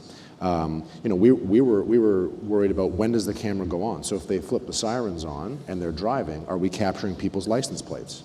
Are we capturing people walking by on the road? Do they have a reasonable expectation of privacy? So there's it's a multifaceted, it's an onion. You peel back one layer and it keeps going. So, but I think the big thing to take away is think about privacy impact assessments, have a very deliberative approach to if you're contemplating those kind of tools. They can be very valuable, but there's obviously the need to be really prescriptive and deliberative about how you move through that. I'm going to go to Sid because there was an interesting question that he had on award drains. So, this question actually came from a county engineer. It was presented to me verbally, but he didn't write it down. He left that job to me, so that's okay. The question was, what's an award drain and what's my responsibility for it? Now, some of you may never have heard of an award drain. Some of you may know exactly what it is. An award drain, and it's award, A-W-A-R-D. They were built under a piece of legislation called the Ditches and Watercourses Act, and that act was repealed in 1963. They are completely different than municipal drains. With award drains, the property owners would requisition the municipality would appoint an engineer, and the engineer would go out and do their survey design, and then they would award, not sure it really is an award, but they would award sections of the drain to each individual property owner, and it was their responsibility to build that drain and to keep it maintained, not the municipalities. So, from a roads perspective, who's responsible for the road section? Well, it's usually the road authority, and you would still have to follow the standards in the report for that particular award drain. So even though the act has been repealed, you can't do any new award drains. There are still some old ones around that are still enforceable. Because of a little section in the Drainage Act that says, hey, these things continue on until they're brought in under the Drainage Act. So you as a road authority are responsible for whatever section of that award drain that has been awarded to you. The other question that's often asked is, where do I find the records for these things? And that's a difficult thing, particularly 20 years ago or so when we went through amalgamation. And I know there were a lot of municipalities that went, what are these dusty files? Do we really need them? And they chucked them. And so if you can't find any documentation, then it's not really an award drain anymore. But where's the best source of finding it? Probably a municipality, the municipal office. Anything to add, Rob? I'm cringing with records being thrown away, just like that. It sort of makes me keep me up at night. Yeah, Rob. So as somebody that's been in charge of road authorities for a number of years and actually I've written reports on drains, award drains do have an important part of history there for drainage for both roads and property. And as for the municipality, we would consider that if there was an award drain there and it was working, that we would consider it as a legal outlet. We would use it as necessary. But the problem is that generally what happens is they never get maintained. Exactly. So when we ran into problems with them, I've been in a few circumstances where we would actually then, when we needed road drainage, we would then petition for a new drain, and then the new drain would take over for that, and the award drain would be gone. Yeah, the intent definitely was to incorporate over time all the old award drains and make them into municipal drains so that they're municipally managed, as opposed to this piecemeal approach, which wasn't really working well. Yeah. Again, encourage anybody that has questions to come forward. We'll take questions from the floor as they come. We do have a few more questions from the box that we can go through, but if you have something burning on your mind, please make your way to a mic. The next question that we had is sort of for Barb, you and Susan, and it was relating to sort of building reserves and the importance of building reserves. So maybe Barb, you want to sort of intro it, and then Susan can add in as needed. So the question is, why is it beneficial to have a building reserve and what can it be used for? So Bill 124 had a lot of components to it, but one of them was to do with building departments being 100% self-funded. The bottom line is that development should be paid for by the developer, whether it's a subdivision or whether it's a house. The rest of the residents of the municipality shouldn't be paying for Joe Tom's house being built. That's the intent of Bill 124, is that the permit fees are set to cover the costs of your department, and they are to be allotted towards the building development. This is a really hard concept for councils to embrace. I've been very fortunate. My municipality has embraced this concept. They really think that if you set your permit fees too high, people will not come to build. This is just a myth. If you want to build in a certain place, you're going to build there, regardless of the fees. And the reality is that your building permit fee is less than 1% of your entire construction project. So even though the people whine about their building permit fees and think they're so high, they're very insignificant in the whole cost of the project, but they're a very important part of your whole project because it's making sure your house is built properly and it's safe. So larger municipalities have previously used the building department to kind of take the money out of the reserve and put it into different departments. Bill 124 basically put a stop to that. The larger municipalities still find ways to draw this money out, so they might charge rent for the building department's floor space, share in the costs of the operating costs of the building, like the heat, the hydro. They find really interesting ways to do that. It's a problem for smaller municipalities, and it comes down to the numbers of building permits. Because the building permits are lower in the smaller municipalities, but the cost to run the department, you still have to provide the same service as a big city. Your permit fees are a little bit higher.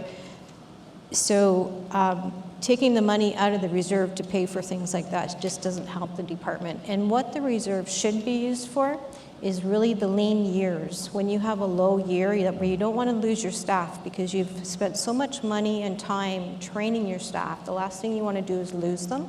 So having that money in the bank to float yourself for a year or two to keep that staff is really important. It can also be used for capital items like vehicles and assets that you need for the department. Susan's nodding her head the whole time you're talking about building reserves. And I agree with all of that. How do you establish a reserve? Bill 24, it's been years since Bill 24 came along, but it was a real paradigm shift for at least the municipality I worked in at the time, because building was on the upswing. And how did that happen? Well, you do the budget based on having so many units. And when the units are higher, there's a bit of a surplus. So it's handy. It can be absorbed and used for other things. Ideally, that's how the surplus is created. So every term of council, in a perfect world, you review the fees to make sure that they reflect what's going on. And you keep them so that when things dive, you can actually maintain that staff. Reserves are also important for tax rate stabilization, because there's nothing worse than going along through a term and you can have 2 or 3% or whatever it might be, and then all of a sudden, oh my goodness, something that you had estimated in your budget doesn't come to pass, that revenue doesn't appear, and all of a sudden you're looking at a double-digit increase. We don't want that. So this is a way, at least in this one area, and call it a reserve. I've always recommended to council that it's a reserve fund. It's a separate account. Its interest is itself, and it's for building only. Of course, that's structured through a bylaw, which can also be changed, but I think it's important to know the difference between a reserve and a reserve fund. Anyway. Rob, did you have another question or something along those lines? Thanks. I'm going to play devil's advocate on one little piece of this, and it's on building permit fees on municipal projects, and the debate sometimes on how the fees are interpreted.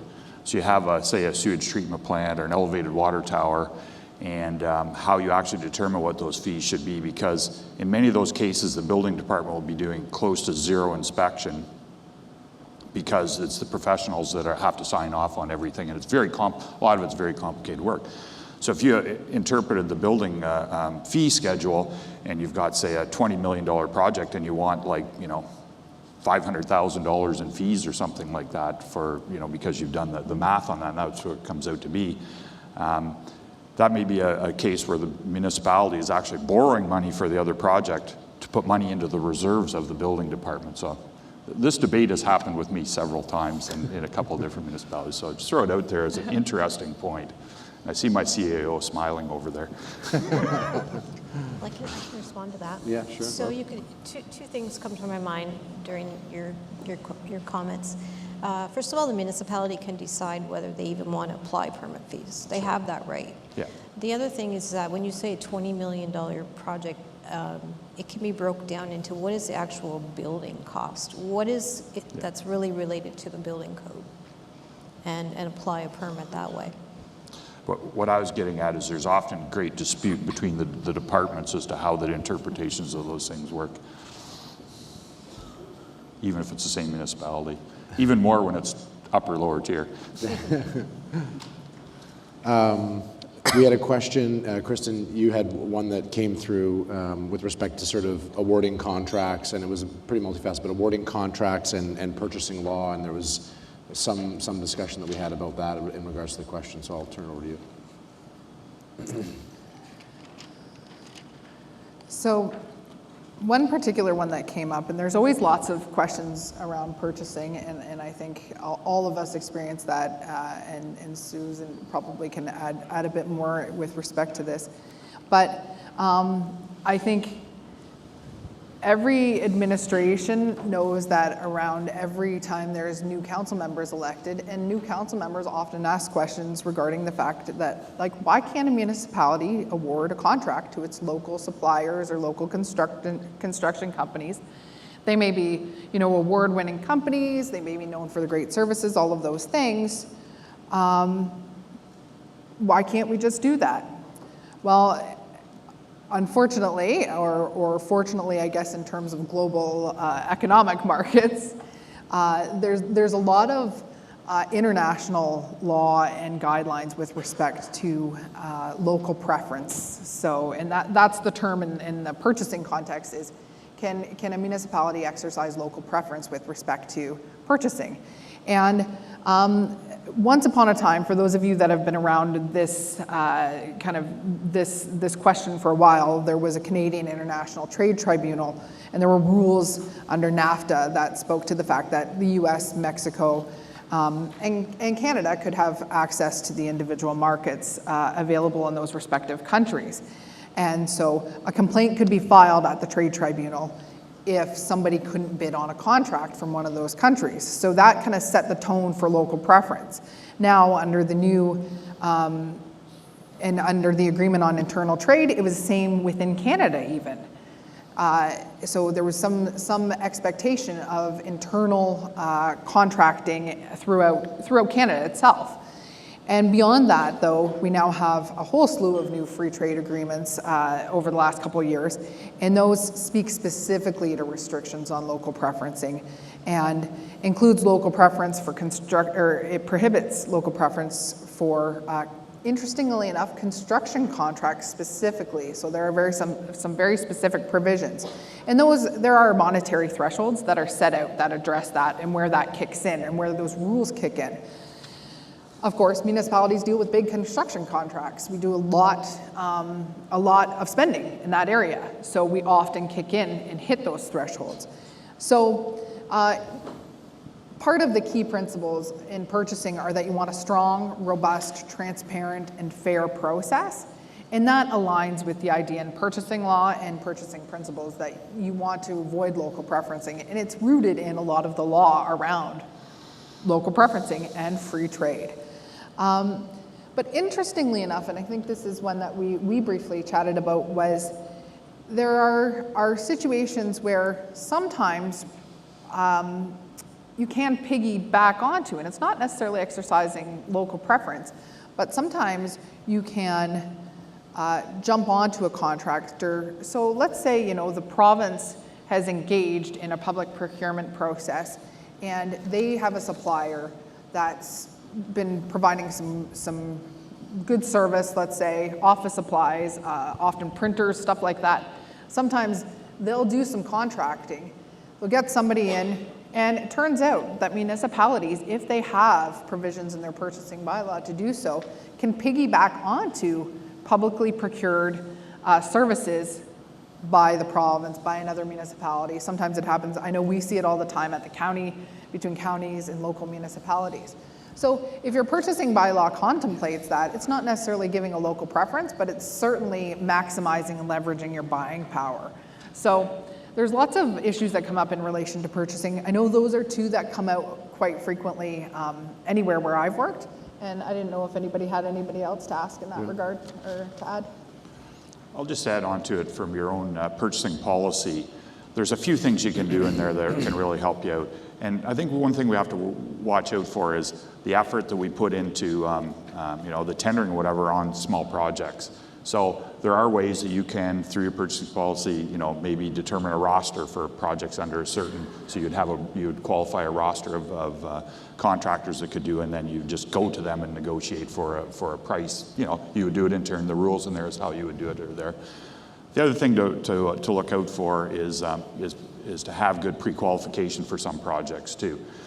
One of the things that we've run into is having contractors come from great distance, not maybe necessarily knowing them, and then them really underperforming because of the issues of the great distance. And certainly in the future, they would get pre-qualified out, but a robust process ahead might have knocked them out right from the get-go. And a good pre-qualification process really can help you out in that. It isn't necessarily showing favoritism towards your local contractor, but it's getting some of the other ones out of there that really shouldn't be competing. Well, and in another way, if I may, is my preference, which is the request for proposal 2 envelope system.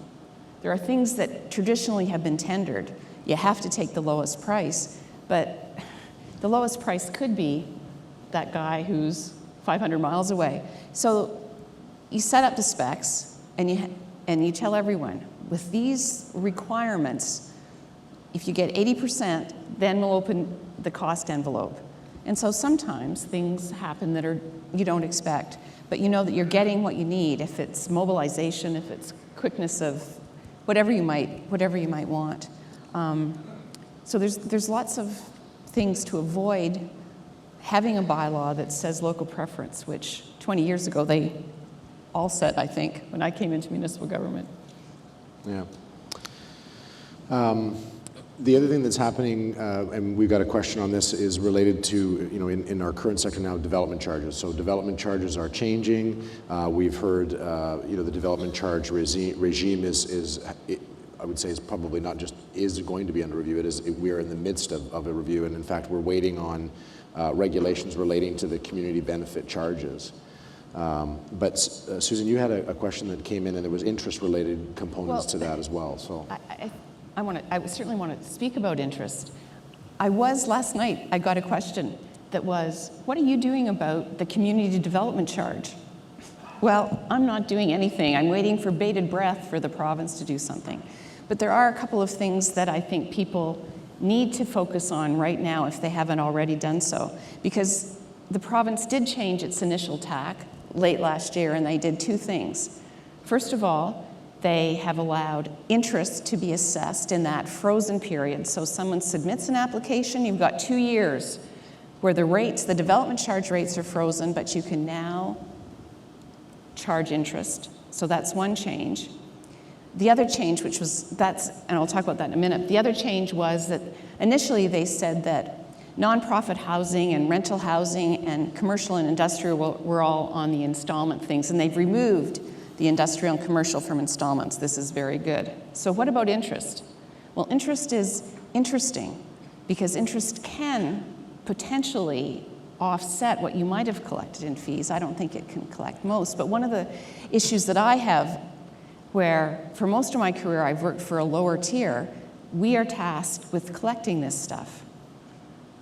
And last week in in the county that I live, there was some discussions between the upper tier where they thought their interest rate should be different than what the lower tiers were. So determine what that interest rate is. Is it based on a lending percentage in your community? Is it based on the construction price index? Is it based on your prime rate? But there's got to be a risk factor in there too, because who knows what you're going to lose. Anyway, if you haven't established an interest, and it should be by bylaw, establish it soon so that the developers know. And I think the other thing is establishing how you're going to track those 2 years. How is your finance department going to talk to building so that you get those dates right? Because now, of course, things can be appealed to LPAT as far as I understand.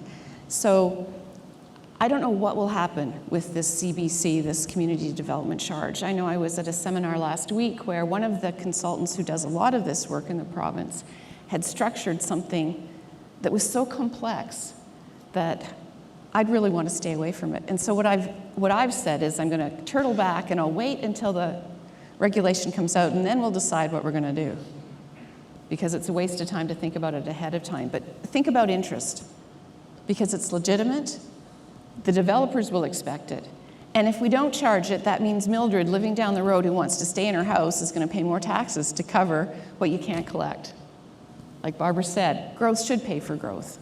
Anyway, that's all I have on that. And we're waiting on, we're still waiting. So we've seen the CBCs, the community benefit charge regulations be pushed back, right, Susan? Initially they were to come at the end of last year and... Well, they said like this, the date for it to start, the prescribed date is still January 1st, 2021. But the regulations are supposed to be out in the fall. Well, it's not fall, it's midwinter in my opinion. We haven't had a word. And they had some technical groups going, at least the province did, and apparently they've backed away from those, or at least that's what I understand, that they backed away from the technical groups. Now, whether they're being lobbied more, we don't know what's happening. It's been pretty quiet, but there's been no indication that they're going to pull away from it. All I know is that some of the municipalities I'm involved with are looking forward to actually twinning that hockey arena with something that they put in reserves, and they're expecting more and what's going to happen. So it is something that we all have to sort of watch for. Yeah, there's communities around the province that are in effectively a holding pattern until we wait to see what comes.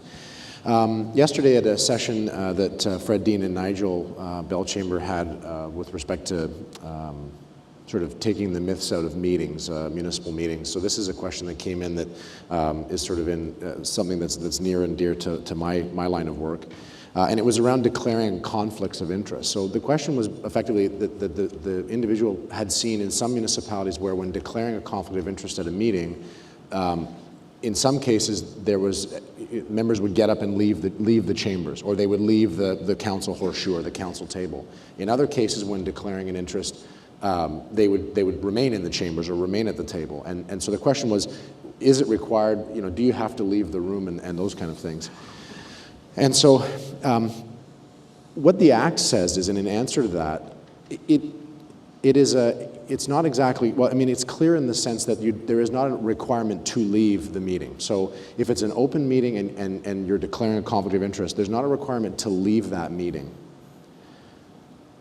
The requirement is that you can't vote on the matter and that you also can't influence the matter. And so the dichotomy between, in some cases, in some municipalities, members will leave the table and in some cases they'll stay, is really down to sort of partly perhaps personal preference of the member, but I think always it's good to think about a best practice. The Act says that you can't influence the vote. Staying at the table and, as the discussion's happening, nodding or gesturing could be construed in a way as influencing. And I'm looking sort of to Kristen, not for any verification, but I know that if it gets to the point where it was challenged in court, those are the kind of things that would be contemplated potentially. So no requirement to leave the chambers or leave the horseshoe or the council table, whatever you want to refer to it as. Unless it's a closed meeting, then there's absolutely a requirement to leave that meeting or that room. But there's probably really good merit to have yourself be seen to leave that decision-making table or that decision-making forum. In some cases, Fred was mentioning yesterday in his session, in some cases, a member of council in his experience in the city of Sudbury when he was there got up and would sit in the gallery. So So almost sort of that symbolic gesture of I'm no longer a decision maker at the table for this specific item. I'm going to remove myself, recuse myself, and sit in the gallery. So I thought that was a really good question. I think it's something always to be mindful of as with respect to how perception, because I think perception is a lot of things. I think especially when more and more people or more and more municipalities are recording their meetings. And so, you know, you can look at those meetings, you can go on any number of websites and see people on camera. So what does that look like if they're sitting there, because often that camera is focused right at the council table.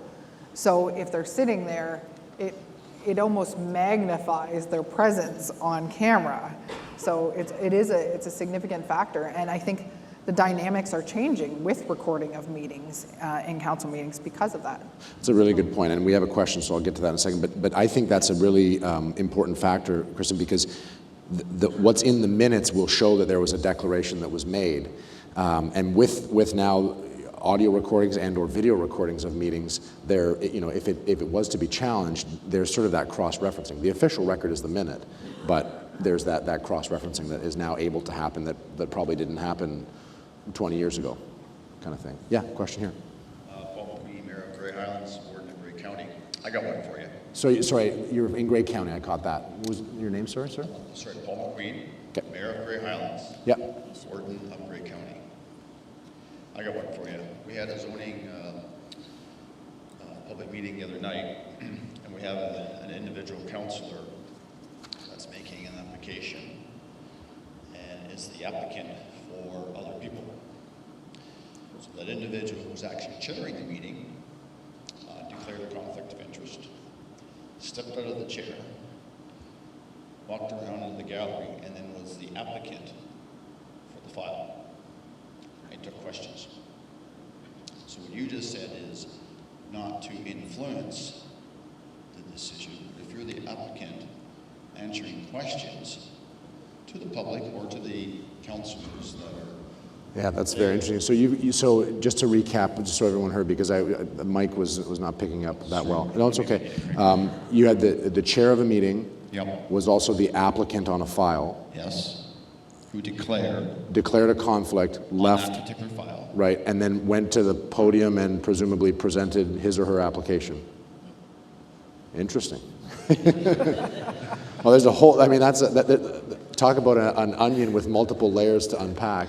So my best advice in that case is, it's always good to have representation. So if you're an applicant on a land use planning matter, certainly best to sort of secure representation for that application. Unfortunately, that's an additional cost, but that's I think in that case, you want to make sure that you're having a very clear separation, and I think it comes down to public perception. I mean, challenged in a court of law is a different story, but it's important for the public to see and understand and be very present that there is a clear divide. So again, my best advice is have someone represent you on that file if you're an applicant and it's your file. You absolutely should be declaring an interest if there is a pecuniary interest in the case, and I'm assuming if it's a land use development application there would be a pecuniary interest. And sort of then recuse yourself from that seat. In terms of the chairing piece, councils, committees, the body can assign. Like the chair can step aside and someone can assume that for a portion of the meeting. But and those are again steps to take to sort of, I'm using the analogy of the gap, right? The perception of a gap between yourself as a decision maker on everything else on an agenda and your individual role as an applicant or a resident in this case. I'll just add to that. Yeah. So why I asked a question is going back to what the Act says. Certainly on an individual part, you certainly don't want to, you really don't want to perceive conflict of interest. But the Act doesn't say about perceive, it talks about conflict of interest. So that individual has made that choice, whether to remove himself or walk around and is the applicant. But also, it was one of our first ones that's, we're doing audio and video. It was the first one that is on audio. So it is there, it is in the public record of that individual doing it. But I was just going back to the part you were saying about the Act and what the Act says. Because each individual makes that decision. Yeah, they are in fact in effect individual decisions, right? And you know, as a municipal clerk and colleagues of mine across province, and no doubt Kristen's colleagues across the province as solicitors, questions will come to, you know, this. Let me explain the situation to you, and can you tell me if I'm in a conflict? And it's sort of at least road code with myself and my staff. I'm sorry, we can't advise on that. So it does become an individual decision. We have an integral commissioner. We all have to have that nowadays, right? And yes. There is that individual to get that advice for each councillor or whatever. So that is there also. Yeah, I mean, using the integrity commissioner and the added authority that they have to provide advice, that's the resource to go to. And I believe that's why the legislature made that change, to allow an avenue through which members of council can ask those questions. But my main point is, going back to what you said, is how the Act says specifically what you should do. Yes, so the Act says, must not vote, cannot influence. Does not say remove yourself. Best practice is remove yourself. But that was the part of, if you're the applicant answering questions, you may not be influenced, you're just answering questions, but you're influencing by, because you're representing the file, right? So yeah, great question. I could add, I think this is a really interesting issue, and it looks at too, there's the application of the Act in relation to the fact of if that council member owns a property, and you know there's certain entitlements available to council members that they live and work and in the community and will have other interests that have to move forward. And I've seen it in the same situation with municipal staff members that have needed to come forward for zoning bylaw applications, consents, all sorts of things, where they deal with those things every day, but oh, guess what? They need to do it for their own property. And so then everybody kind of goes, how are we going to deal with this? And so it's important to have practices in place, but they need to be able to have access to those processes available at the municipality. Now, I'm thinking maybe this situation may be a different one where specifically, you know, a council member was looking to exercise or to throw some support behind a project, and that does, and you know, the Act provides guidelines with respect to that. And let me tell you, like Stephen said, I was so happy when integrity commissioners were required, so that I had somewhere to send people with questions if they want to ask the question. Sometimes they don't want to ask the question, but I think conflict of interest is a really, really tough area for municipal council members. And I don't envy them when they were sitting out there alone. You know, we, in one of the municipalities I worked with, we had a list of lawyers that they could call, but it would have to come from their office. The charge would have to come, or the expense would have to come from their office expense budget, so that they could get some individual advice with respect to conflicts of interest, because there was no other means of getting that information. So an integrity commissioner is the greatest thing. But also, I think the clerk's side of things is, when I'm thinking about council orientation, I'm thinking about what does that integrity commissioner need to be talking about during council orientation and training sessions. The real sticky, difficult situations. And that's where there's some real value, is not, you know, inquiries from integrity commissioners come up every once in a while.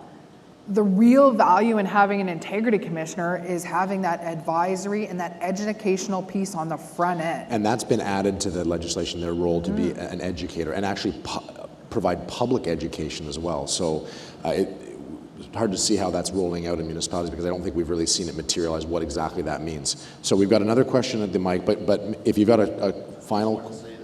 This individual, as I understand, didn't own the property. He was the agent for the property, but it was sort of his family members that were owners, so he wasn't directly the... That sounds like a very unique situation. It might be one of those ones where I find you afterwards and learn more about that situation. I'd love to hear more. Yeah, he's good. Yes, sir. Hi, Stephen Wright, Councillor, City of Peterborough. And it's a good discussion about the Integrity Commissioner role. I had a resident contact me this week about, she's a property owner, landlord, and had a tenant leave the property, and there was an outstanding utility bill. So the utility bill was transferred to the rental property and now became the responsibility of the property owner. when she contacted one of the other councillors, he said, well, I can't speak to this issue because I'm also a property owner and it would be a conflict of interest. So she wanted a councillor to take this issue up at a council meeting, and it dawned on us that most councillors sitting at the table also own property that they rent. How is an issue like that taken up if you don't have quorum because most of the councillors at the table would declare a conflict of interest? That's a very good question. So there are rules in the MCI, the Conflict of Interest Act, with respect to quorum. So even if members of council declare a conflict, quorum can still be maintained, and it can be quite a low number. So that's one thing to consider. The other fact that I think about too is, and we'll often get questions, you know, in an education and training session, a council orientation, a beginning of the term kind of training, you know, and the question is often something to this effect: I own property in the municipality, and the municipality sets the tax rate every year. Am I not in a conflict of interest at budget time? And that's a very broad overgeneralization, I recognize that. But the reality is those are the kind of things that I think about. And so that weaves its way into your question with respect to paying that utility bill because they're the landlord as well. It's sort of that's where your question was going.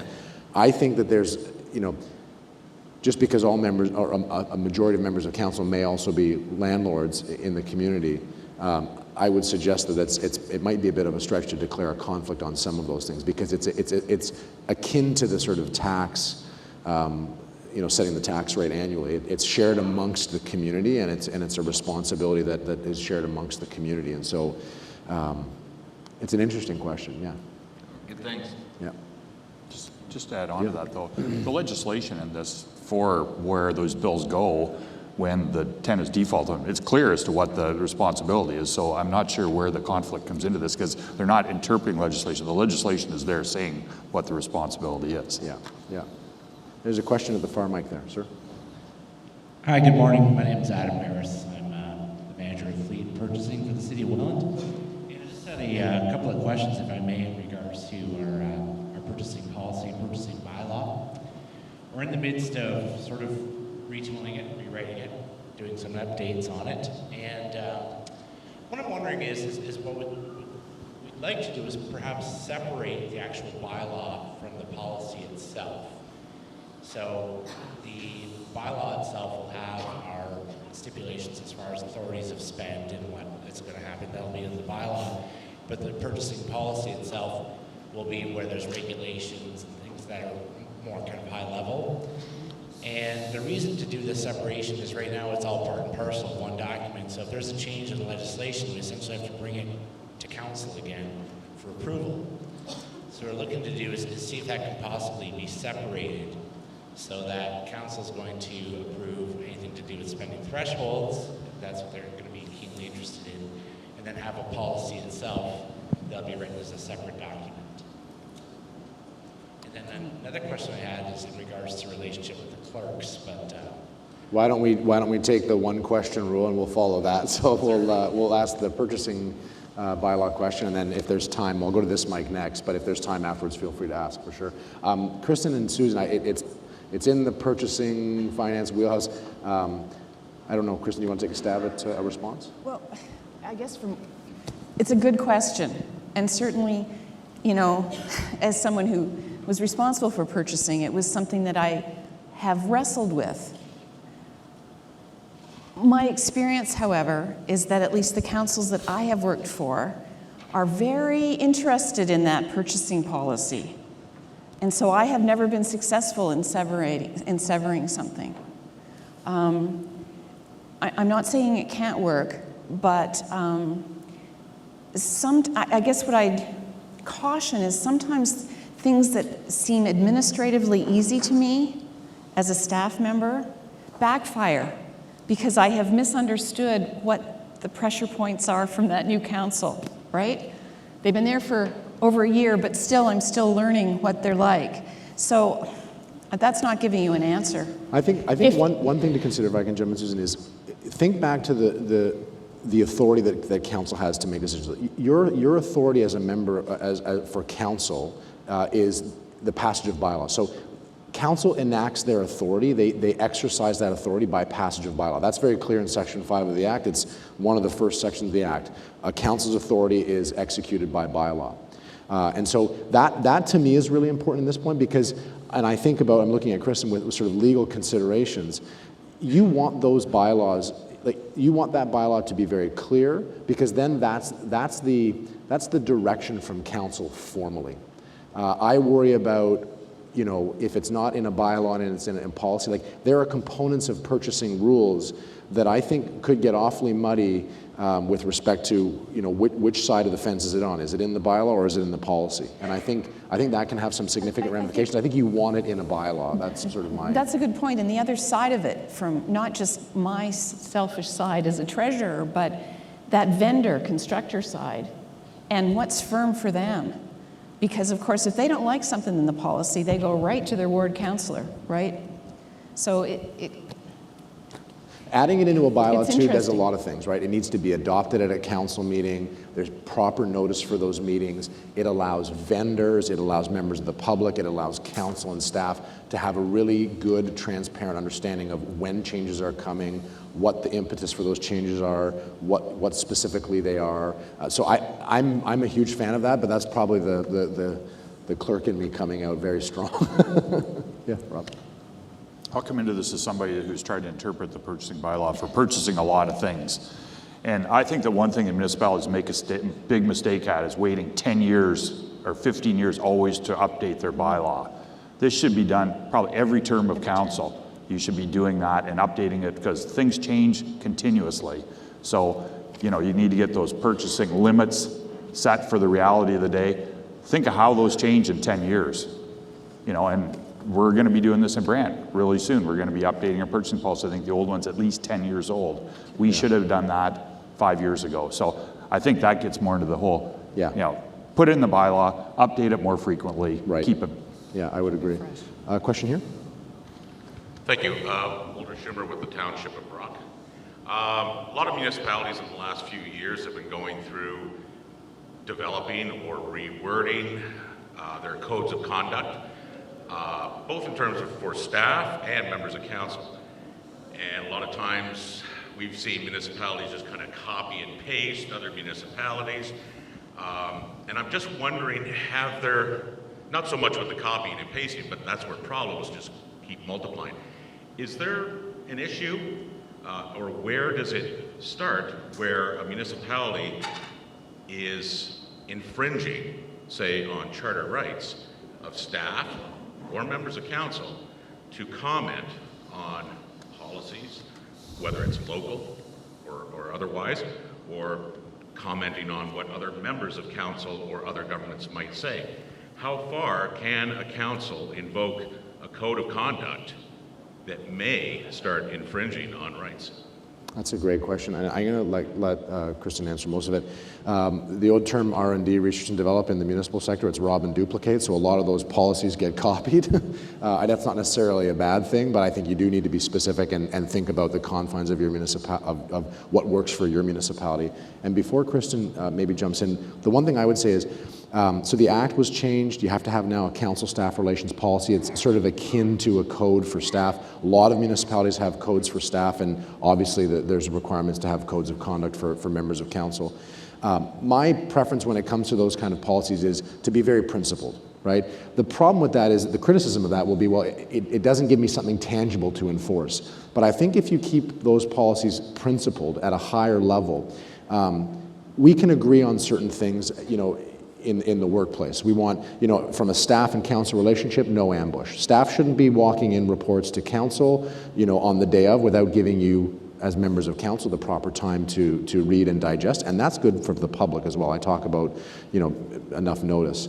But the same thing holds true the other way, right? Council shouldn't be ambushing staff. And a good example of that is, if you have questions for your staff, think about asking that before the meeting. Even saying, Rob, I've got an engineering question, and I'm going to ask, you know, X, Y, and Z, just as a heads up. It lets Rob, maybe a couple days before, contemplate it, think about it.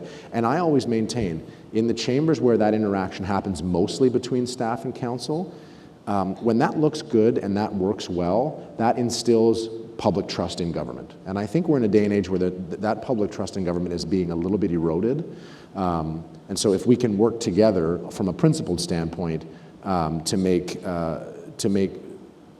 build that trust in government, I think that's a good thing. But you had some questions also around charter rights and that kind of thing, so I'll maybe turn it over to Kristen. So the Charter of Rights, as it relates to freedom of expression, speaks to residents and to members.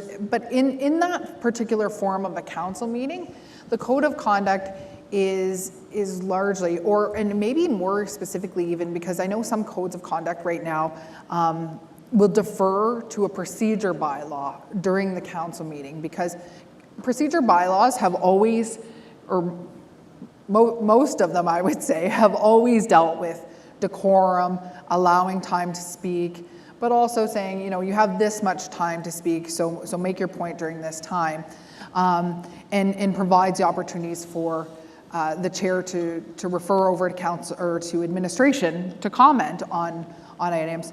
So no matter where it is, whether it's in the code of conduct or the procedure bylaw, it sets out opportunities for discussion. So if done properly, you won't have a concern where it's limiting freedom of expression, because there is some expectation that there has to be some tools available to make a meeting function. Yeah. This was actually outside of the meetings.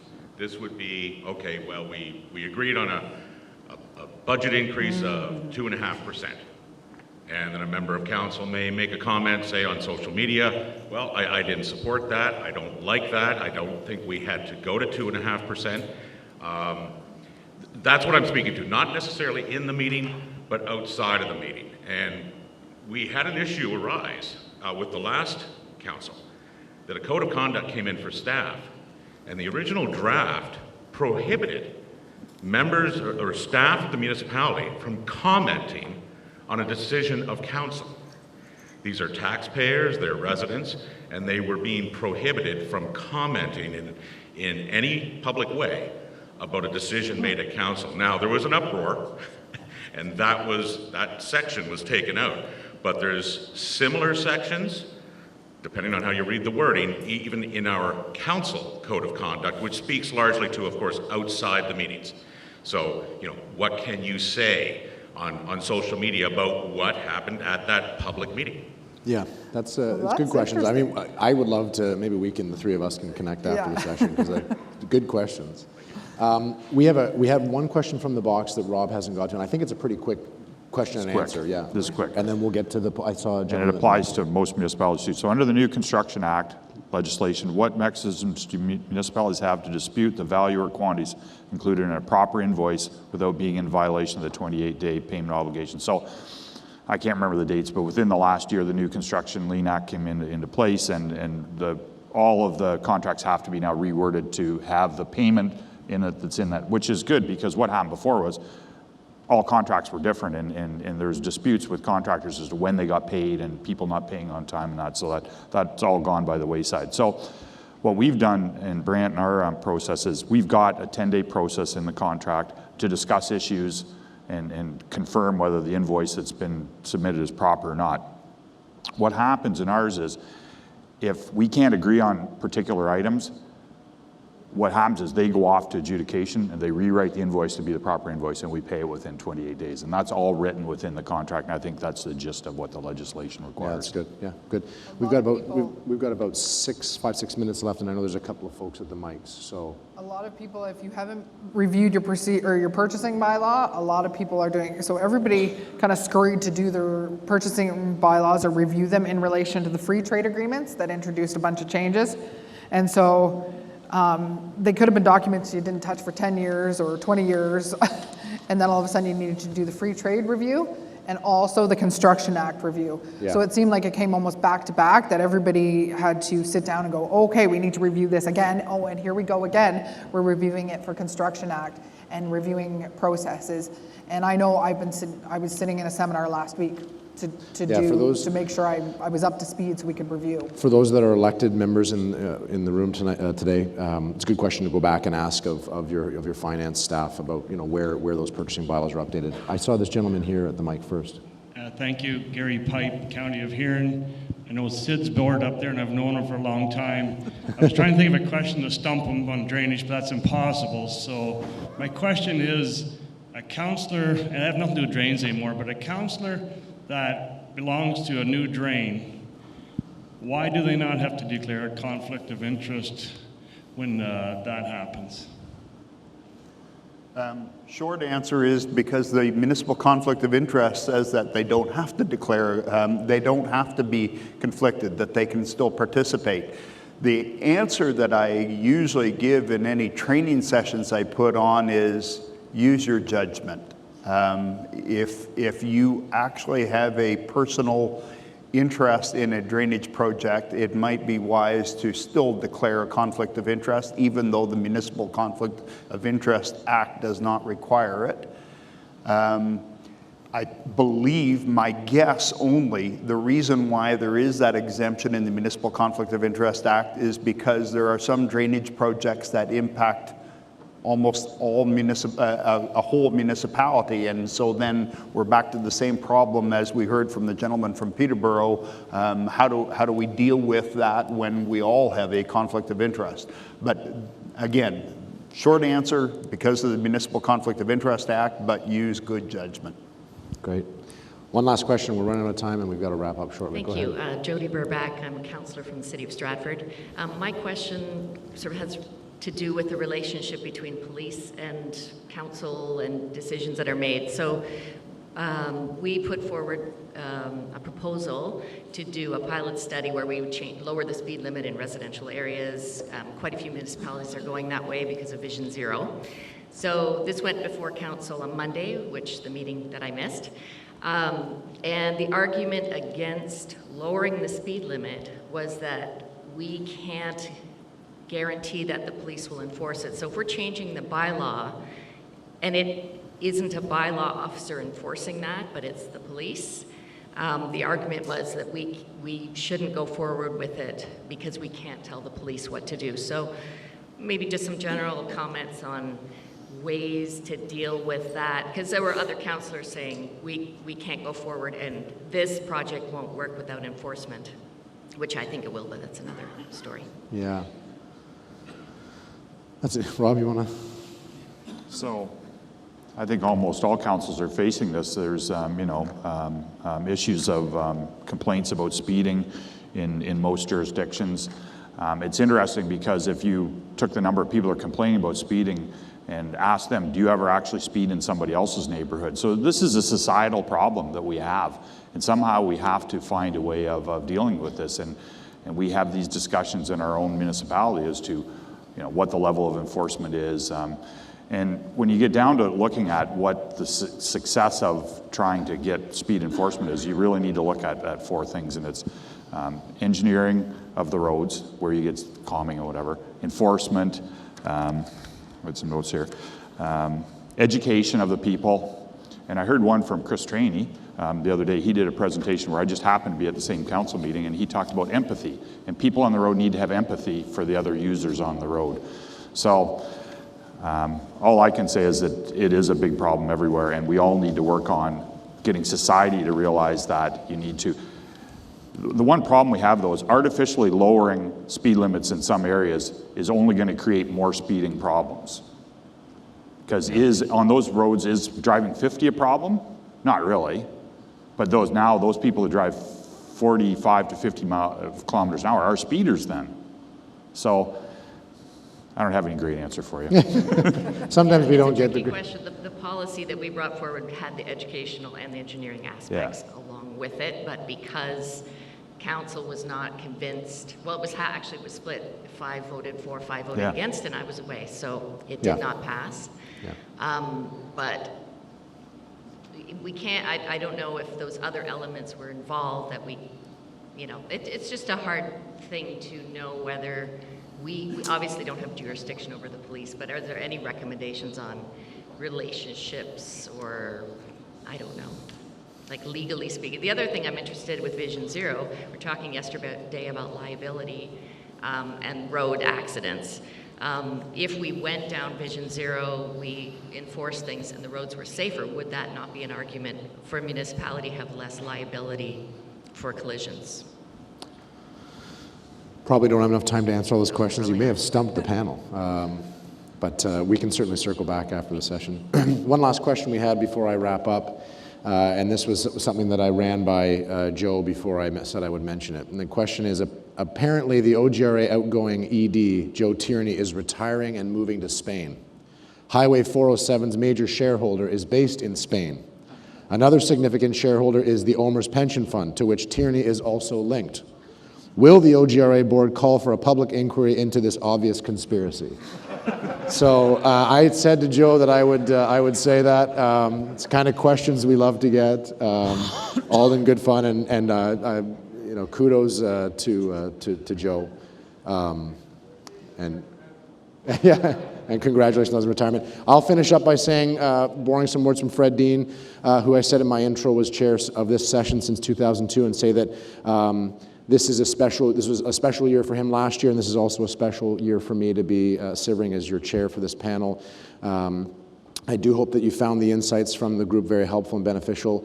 Thank you to all of you that submitted questions and came forward to a mic. The final word is certainly a highlight of the year for us as panelists. We all certainly look forward to it. It's also nice to have some new faces on the panel. And it's always interesting, I think, and reflects the broad array of questions from you, the delegates that come along. The strength of this panel is in its members, both past and present. They are really experts in their respective fields, and even better than that, they're wonderful people to work with. So thank you to each of you for participating. Thank you to the OGRA and for your continued interest in having this panel serve, and we wish you safe travels back home. Thank you so much.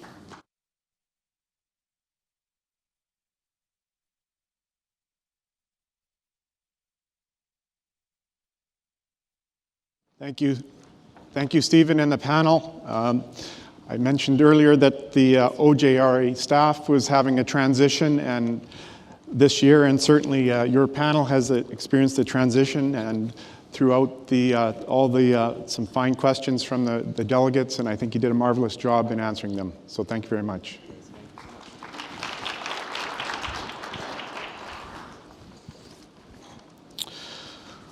Well, that just about wraps up the OGRA 220 conference. I hope you will agree that it's been a great event. From the plenary speakers, all the workshop presenters, and the trade show, I think we struck the right balance over the last 3.5 days. I want to thank all speakers.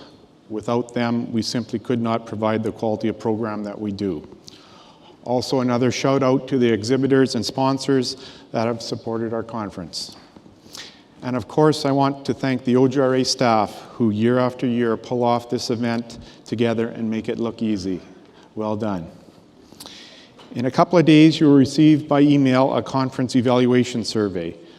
Please take a few minutes to fill out and tell us what we did right and what we did wrong. Only through your feedback can we improve the conference and make it better. As an added incentive, we will make a random draw of all respondents for a complimentary registration to next year's conference. So just a reminder that the 2021 OGRA conference will be back at the Fairmont Royal York. The dates are February 21 to 24, 2021. So please everyone mark your calendars. It's now time to make our final draw for a 7th generation iPad. I remind delegates that you have to be present to win. Anybody got a ticket? Please go in here. Whoever handed me this one, I just want to show you, it is going in the drum. Okay. One more coming.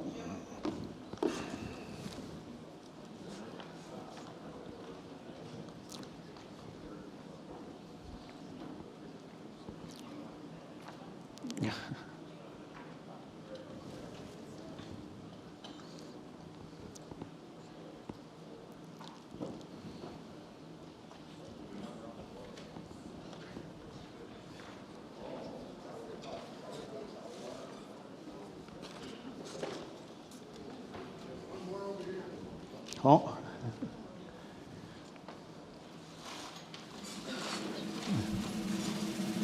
One more yet, not yet, not yet. One more.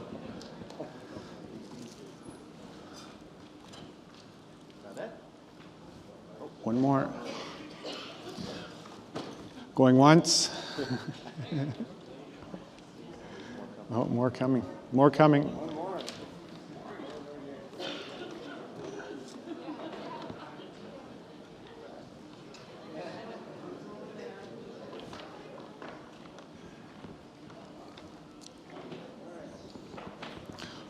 Okay, I think we're ready to go. If we can have our drum roll.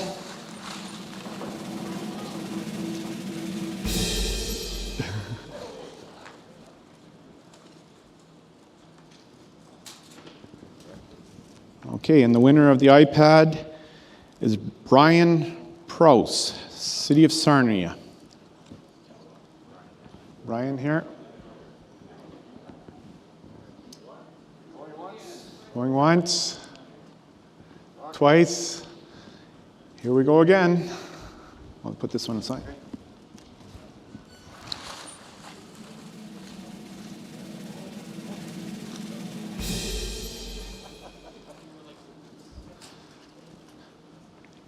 Okay, this time we are looking for Michael Scherzen, Municipality of Southgate. Congratulations.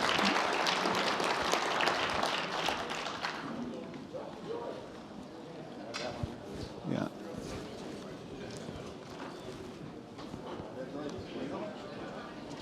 Michael, congratulations. Oh, get back over here. All right. Oh, okay.